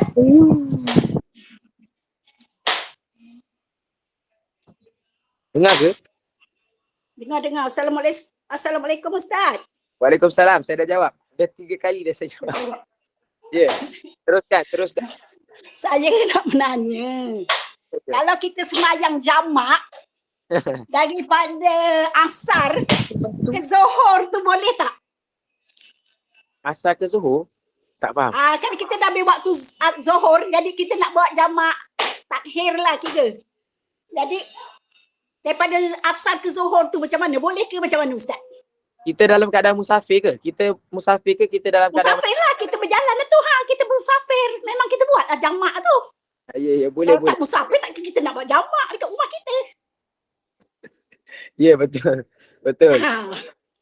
Boleh. Kita panggil jamak takhir. Boleh. Kita melakukan jamak takhir. Tapi niat dia tu saya nak tahu macam mana. Okey. Sahaja aku menunaikan fardu zuhur dalam waktu asar jamak takhir kerana Allah. Tapi itu kira kita dah masuk asar kan? Ya, memanglah jamak takhir ni apa? Kita solat zuhur dalam waktu asar. Kita panggil jamak takhir. Kalau jamak takdim, kita melakukan solat asar dalam waktu zuhur. Macam tu. Oh, jadi kita niat daripada zuhur dululah bawa ke asar. Dia ada syarat dia. Dia ada syarat. Kalau kita nak jamak takhir kan, kita perlu niat zuhur. Kita nak solat dalam waktu asar. Kita perlu bukan niat. Pintas dalam hati. Oh, zuhur aku kejap lagi aku nak solat. Putus lah suara Ustaz. Putus lah. Kita kena tutup mic. Akak kena tutup mic dulu. Okey Ustaz, okey. Terima kasih. Assalamualaikum. Waalaikumsalam warahmatullahi. Ya. Ustaz. Waalaikumsalam warahmatullahi. Saya nak tanya, Ustaz cakap tadi kalau benda yang keluar dari faras ke apa, kita kena ambil semayang selalu Ustaz kan? Ambil wuduk balik lah, maksudnya wuduk dia batal lah. Kalau 2-3 kali pun kita kena berhenti semayang tu pun terus kita pergi ambil wuduk lah? Ya, betul. Okey. Betul. Itu pendapat yang muktamad lah, pendapat muktamad Imam Syafi'i. Kalau keluar kat faras kentut lah, kita kena terus pergi ambil wuduk juga lah? Saya dah agak dah, soalan akak mesti akak akan tanya tentang kentut faras. Kebanyakan mesti akan perempuan yang tanya. Saya akan jawab soalan ni, tak apa. Fokus Ya. bagi orang perempuan. Fokus bagi orang perempuan, ramai soalan yang tanyalah. Kalau kita belajar mesti ada student perempuan akan tanya saya. Ini berlaku sahaja bagi orang perempuan lah. Dinamakan kentut faraj. Kentut yang dikeluarkan daripada jalan depan. Kentut faraj ini dia ada beberapa faktor. Dia ada beberapa faktor kentut faraj ini berlaku. Yang pertama, apa kentut faraj? Kentut faraj ini yang keluar daripada jalan depan. Pada orang perempuan sajalah. Keluar daripada jalan depan. Sebenarnya kentut keluar daripada jalan belakang kan. Faktor yang pertama, dia bukan kentut pun sebenarnya. Selagi kita tak bau, benda itu bukan kentut. Jadi maka bukan kentut. Itu yang pertama, faktor yang pertama. Yang kedua, bibir faraj orang perempuan itu dia bertembung ataupun berlanggar sesama sendiri sehingga mengeluarkan satu bunyi. Faham? Dia mengeluarkan satu bunyi sebab dia, betul tak kentut faraj ini berlaku semasa kita solat? Ramai student tanya cakap macam tu. Dia berlaku semasa kita solat. Sebab apa? Pergerakan kita itu banyak. Kita solat, kita rukuk, kita bangun. Jadi bibir faraj kita itu berlanggar sesama sendiri sehingga mengeluarkan satu bunyi. Jika keluar disebabkan itu, dia bukan keluar apa-apa pun. Jadi tak batal lah wuduk kita. Itu faktor yang kedua. Faktor yang ketiga, ini faktor yang kalau kita nak ambil pendapat yang ni. Tak Ustaz, saya yakin Ustaz. Yang saya kentut tadi, yang apa yang keluar itu adalah kentut. Memang kentut. Jadi kalau kita memang yakin, kita boleh ambil pendapat muktamad Imam Syafi'i mengatakan perkara itu membatalkan wuduk kita. Faham? Ada juga, saya pernah dengar, kalau ustazah mengajar mesti dia kata tak batal. Sebab apa? Nak mudahkan urusan. Boleh juga. Kebanyakan ustazah yang mengajar kata tak batal. Sebab kata susahlah kalau batal nak kena ambil wuduk balik. Itu ada pendapat mengatakan macam tu juga. Tapi kalau pendapat yang muktamad, tak kisahlah daripada segi apa pun yang keluar, perkara itu tetap membatalkan wuduk. Ini berlaku pada orang perempuan sajalah. Berlaku kepada orang perempuan sahaja. Faham? Dia keluar tu dia tak macam berbunyi kan. Kita akan rasa kan. Ya, betul. Kita kena pergi ambil uduk semula lah ya. Kalau akak yakin memang itu kentut, macam itulah. Kena ambil uduk balik. Tapi ada kalau akak, tapi kadang-kadang orang kata kentut faraj ni banyak kali berlaku. Ini ada seorang student juga dia kongsikan. Dia kata, saya dah buat cara ni Ustaz, Pulang Berjaya. Ada student saya kongsikan, dia kata selepas saya keluar daripada tandas, saya tak terus solat. Saya hold dulu waktu saya, lepas tu baru saya solat. Kadang-kadang dia kata kentut faraj ini berlaku selepas kita keluar tandas ataupun semasa kita solat. Kerana pergerakan itu banyak berlaku. Kalau dia kata banyak kali tu macam mana kita berulang kali kena ambil uduk lah ya? Kalau ikut hukum yang muktamad, tapi ada pendapat yang mengatakan kalau kita tak nak macam tu. Sebab susahlah nak solat sikit kentut. Nak solat sikit kentut. Ada pendapat yang mengatakan tak apa, boleh solat je. Tapi itu saya tak tahulah pendapat yang kuat ataupun pendapat yang lemah ke, tak tahu. Tapi kalau nak ikut pendapat yang muktamad, perkara itu memang membatalkan wuduk kita. Jadi kita kena pergi sekarang wuduk lah Ustaz lah. Kalau nak sempurna macam tu lah. Kalau nak lebih bagus. Kalau tak nak pun boleh juga. Okey. Terima kasih Ustaz. Okey, sama-sama. Kebanyakan memang isu kentut faraj ni ramai perempuan akan tanyalah. Ramai perempuan akan tanya. So nak pegang pendapat yang mana? Macam saya kata Yati Isa, khilaful a'imah rahmatun lil ummah. Dengan adanya pendapat ulama ini akan meringankan beban-beban umat. Maksudnya macam saya cakap, pendapat ini bukan salah. Pendapat dua-dua betul. Kita nak ambil pendapat yang ni boleh. Nak ambil pendapat yang ni boleh. Tapi keafdalan pendapat itu ada. Macam tak? Macam saya cakap tadi, batal sebab pendapat itu muktamad. Muktamad ini apa maksud muktamad? Ramai yang ulama mengatakan pendapat dia, jawapan dia yang batal. Macam tu. Jadi kita pegang yang tu. Macam tu. Dia betul. Poin dia yang pertama, jangan was-was lah. Jangan was-was. Tapi kalau memang dah bau ataupun memang kita rasa ketut, janganlah kita rasa tak was-was je. Janganlah macam tu juga. Ustaz, saya nak tanya, kalau kita sumbat dengan tisu boleh ke Ustaz? Boleh. Bagi orang yang nak menjaga takut ada, boleh je. Boleh. Tak menjadi masalah. Okey. Kentut keluar dari faraj. Ini ada orang dah tanya dah. Kentut keluar dari faraj, angin dari faraj disebabkan peranakan jauh. Assalamualaikum. Ya, Waalaikumsalam warahmatullahi. Lepas tu saya nak tanya Ustaz, kalau kita tengah semayam, lepas tu batuk, batal tak semayam kita Ustaz? Kalau tengah-tengah semayam kita batuk, batal tak semayam kita Ustaz? Okey. Untuk soalan ni, dia tak boleh perkara yang membatalkan solat kita jika pergerakan itu melebihi daripada 3 pergerakan. Maksudnya macam mana? Contoh kalau kita garu kan. Kenapa kamera saya tinggi? Ya.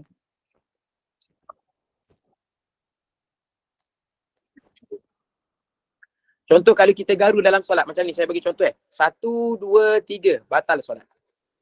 1, 2, 3. Tapi jika anggota kecil yang bergerak, buatlah 1000 kali pun tak batal solat. Contohnya macam mana? Kita gatal kat sini. Kita ambil jari kita yang kecil ni, kita garu macam ni.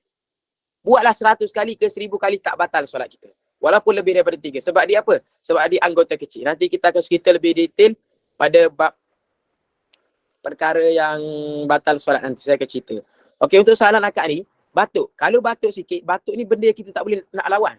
Faham tak? Kadang-kadang gatal, kita boleh lawan lagi. Oh, gatal, tak apalah. Tak payah garu pun tak apa. Tapi kalau batuk ni tiba-tiba dia nak keluar, kita tengok, janganlah batuk kita bergerak sampai banyak sangat. Kalau batuk ikut rentak dia saja. Kalau batuk, kita batuk tak apa, tak menjadi masalah. Tak jadi masalah. Sebab benda itu kita tak boleh hindarkan. Kita tak boleh nak lari. Macam mana kita nak lari benda macam tu? Sebab batuk memang dah ada. Faham? Faham? Faham Ustaz? Kalau yang ada penyakit Parkinson yang selalu bergetar kalau bergerak anggota tu kadang melebihi 3 bila nak gerak macam mana? Itu lain. Assalamualaikum. Ya, Waalaikumsalam warahmatullahi. Ustaz, saya nak tanya soalan pertama, batal tak solat kita kalau kita tertelan kahak? Soalan kedua, macam dekat rumah saya tak pakai slipper dalam bilik air. Jadi bila sebelum saya ambil wuduk tu, saya jirus dulu lantai tu, lepas tu ambil wuduk. Macam mana tu Ustaz? Okay. Untuk soalan yang pertama, jika kahak itu dah keluar daripada halkum kita ni, dah keluar kan? Kalau dia daripada dalam lagi, kita tertelan tak menjadi masalah. Kalau dia sudah di dalam, daripada dalam tak apa. Tapi dia dah keluar dulu. Dia keluar dulu, bukanlah keluar maksudnya sampai kita ludah. Dia keluar separuh dah, sampai kat sini dah kahak kita. Lepas tu kita telan, maka batal. Itu batal. Dia tengok pada situasi lah. Kalau kahak kan asal daripada dalam. Tapi kalau kita nak keluarkan dia, tiba-tiba kita tertelan, maka wuduk kita batal. Sebab dia dah terkeluar. Lain lah kalau cerita dia tak keluar lagi. Dia duduk kat dalam je, kita telan, itu lain hukumnya. Faham? Itu soalan yang pertama. Untuk soalan yang kedua, tak menjadi masalah pun kalau kita berwuduk. Tapi kita kena berhati-hatilah. Kadang-kadang dalam bilik air ni kita tak tahu. Tambah-tambah kalau macam rumah kita ada budak-budak, kadang-kadang cara dia menyucikan aja tak beberapa bersih lagi. Tapi nak segi wuduk, kita kena hati-hatilah. Basuh, lepas kita basuh tu, kita siram. Tak batal pun wuduk kita. Tak menjadi masalah. Selagi wuduk kita sempurna dan kita tak buat perkara yang batalkan wuduk, wuduk kita okey je.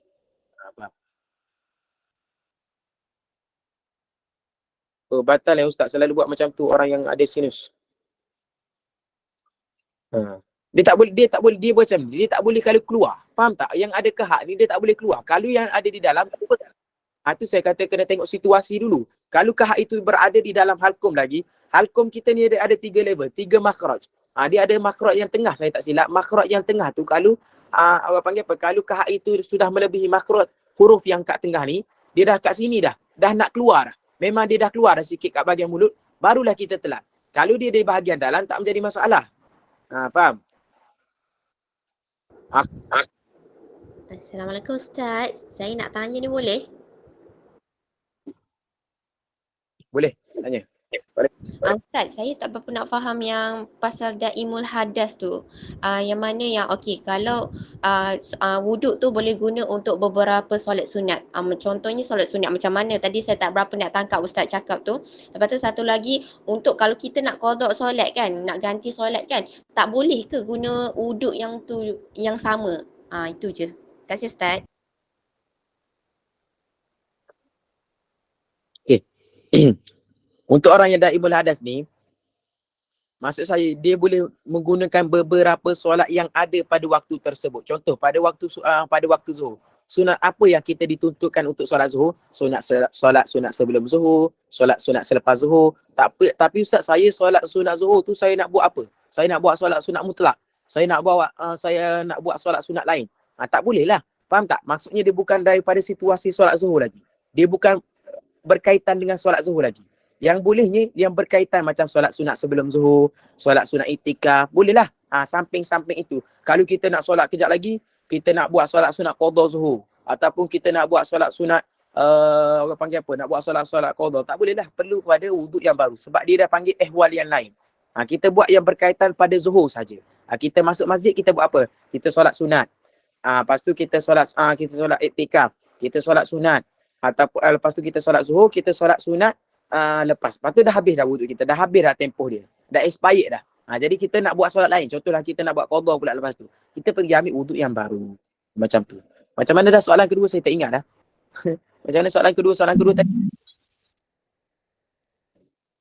Mana Kak tadi? Qada kan? Qada dengan macam tu. Betul Ustaz. Kalau kita nak guna wuduk untuk qada solat kan.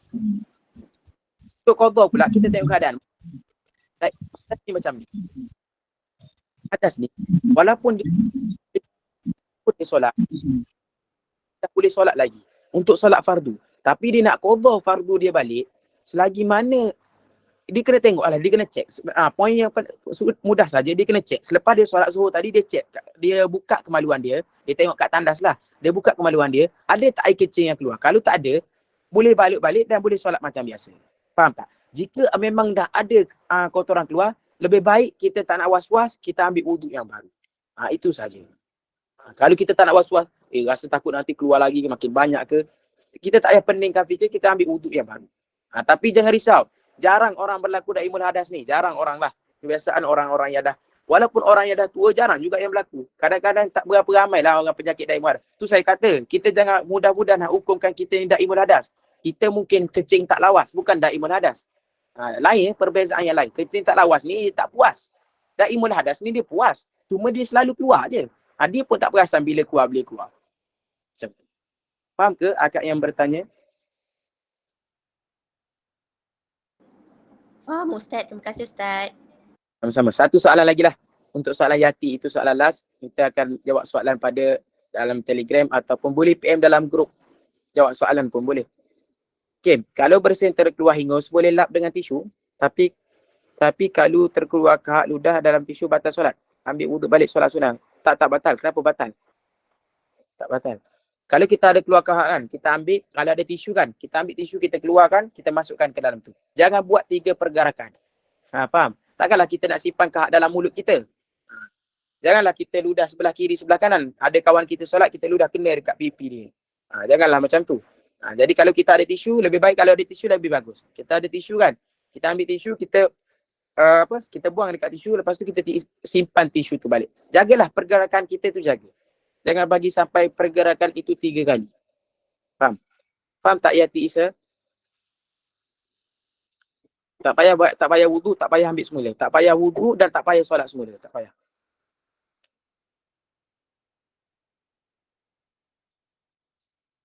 Faham tak Ustaz? Saya faham.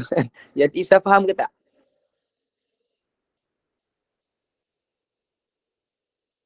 Okey.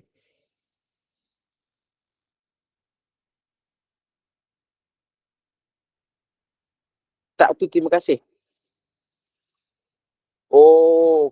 Tak tu terima kasih. Okey. Ringkasan. Okey. Saya ingat. Okey. Okey, itu saja pengongsian saya pada kelas hari ini. Yang mana nak tanya soalan boleh PM dalam grup Telegram pun boleh. Dalam grup Telegram pun boleh. Dalam grup Telegram ataupun dalam nak PM kat saya sendiri pun boleh. Admin ada bagi link rakaman. Kalau boleh link nombor phone saya. Admin ada bagi link nombor phone saya, terus PM saya kat Telegram lah. Kalau boleh jangan PM saya kat WhatsApp. PM saya kat Telegram je. Okay. Terima kasih yang mana dapat hadir kelas kita pada tiga kelas hari ini. Kelas pertama Jumaat 1 Ahad ini. Terima kasih. Ini adalah kelas terakhir kita pada minggu inilah. Kita jumpa lagi pada minggu hadapan. Terima kasih yang mana dapat hadir selama 3 hari ini. Yang mana tak dapat hadir, kita boleh tengok rakaman balik. Admin akan share rakaman. Okay. Terima kasih yang mana sekali lagi. Terima kasih yang mana dapat hadir untuk luangkan masa untuk belajar ilmu agama. InsyaAllah Allah balas lebih baik lagi pada ini. Okay. Saya tutup majlis, kita tutup majlis kita dengan tasbih kafarah. Subhanakallah. Semua baca Semua baca. Subhanakallah wa bihamdika asyhadu an la ilaha illa anta astaghfiruka wa atubu ilaih. Okay. Assalamualaikum warahmatullahi taala wabarakatuh. Okay, terima kasih semua.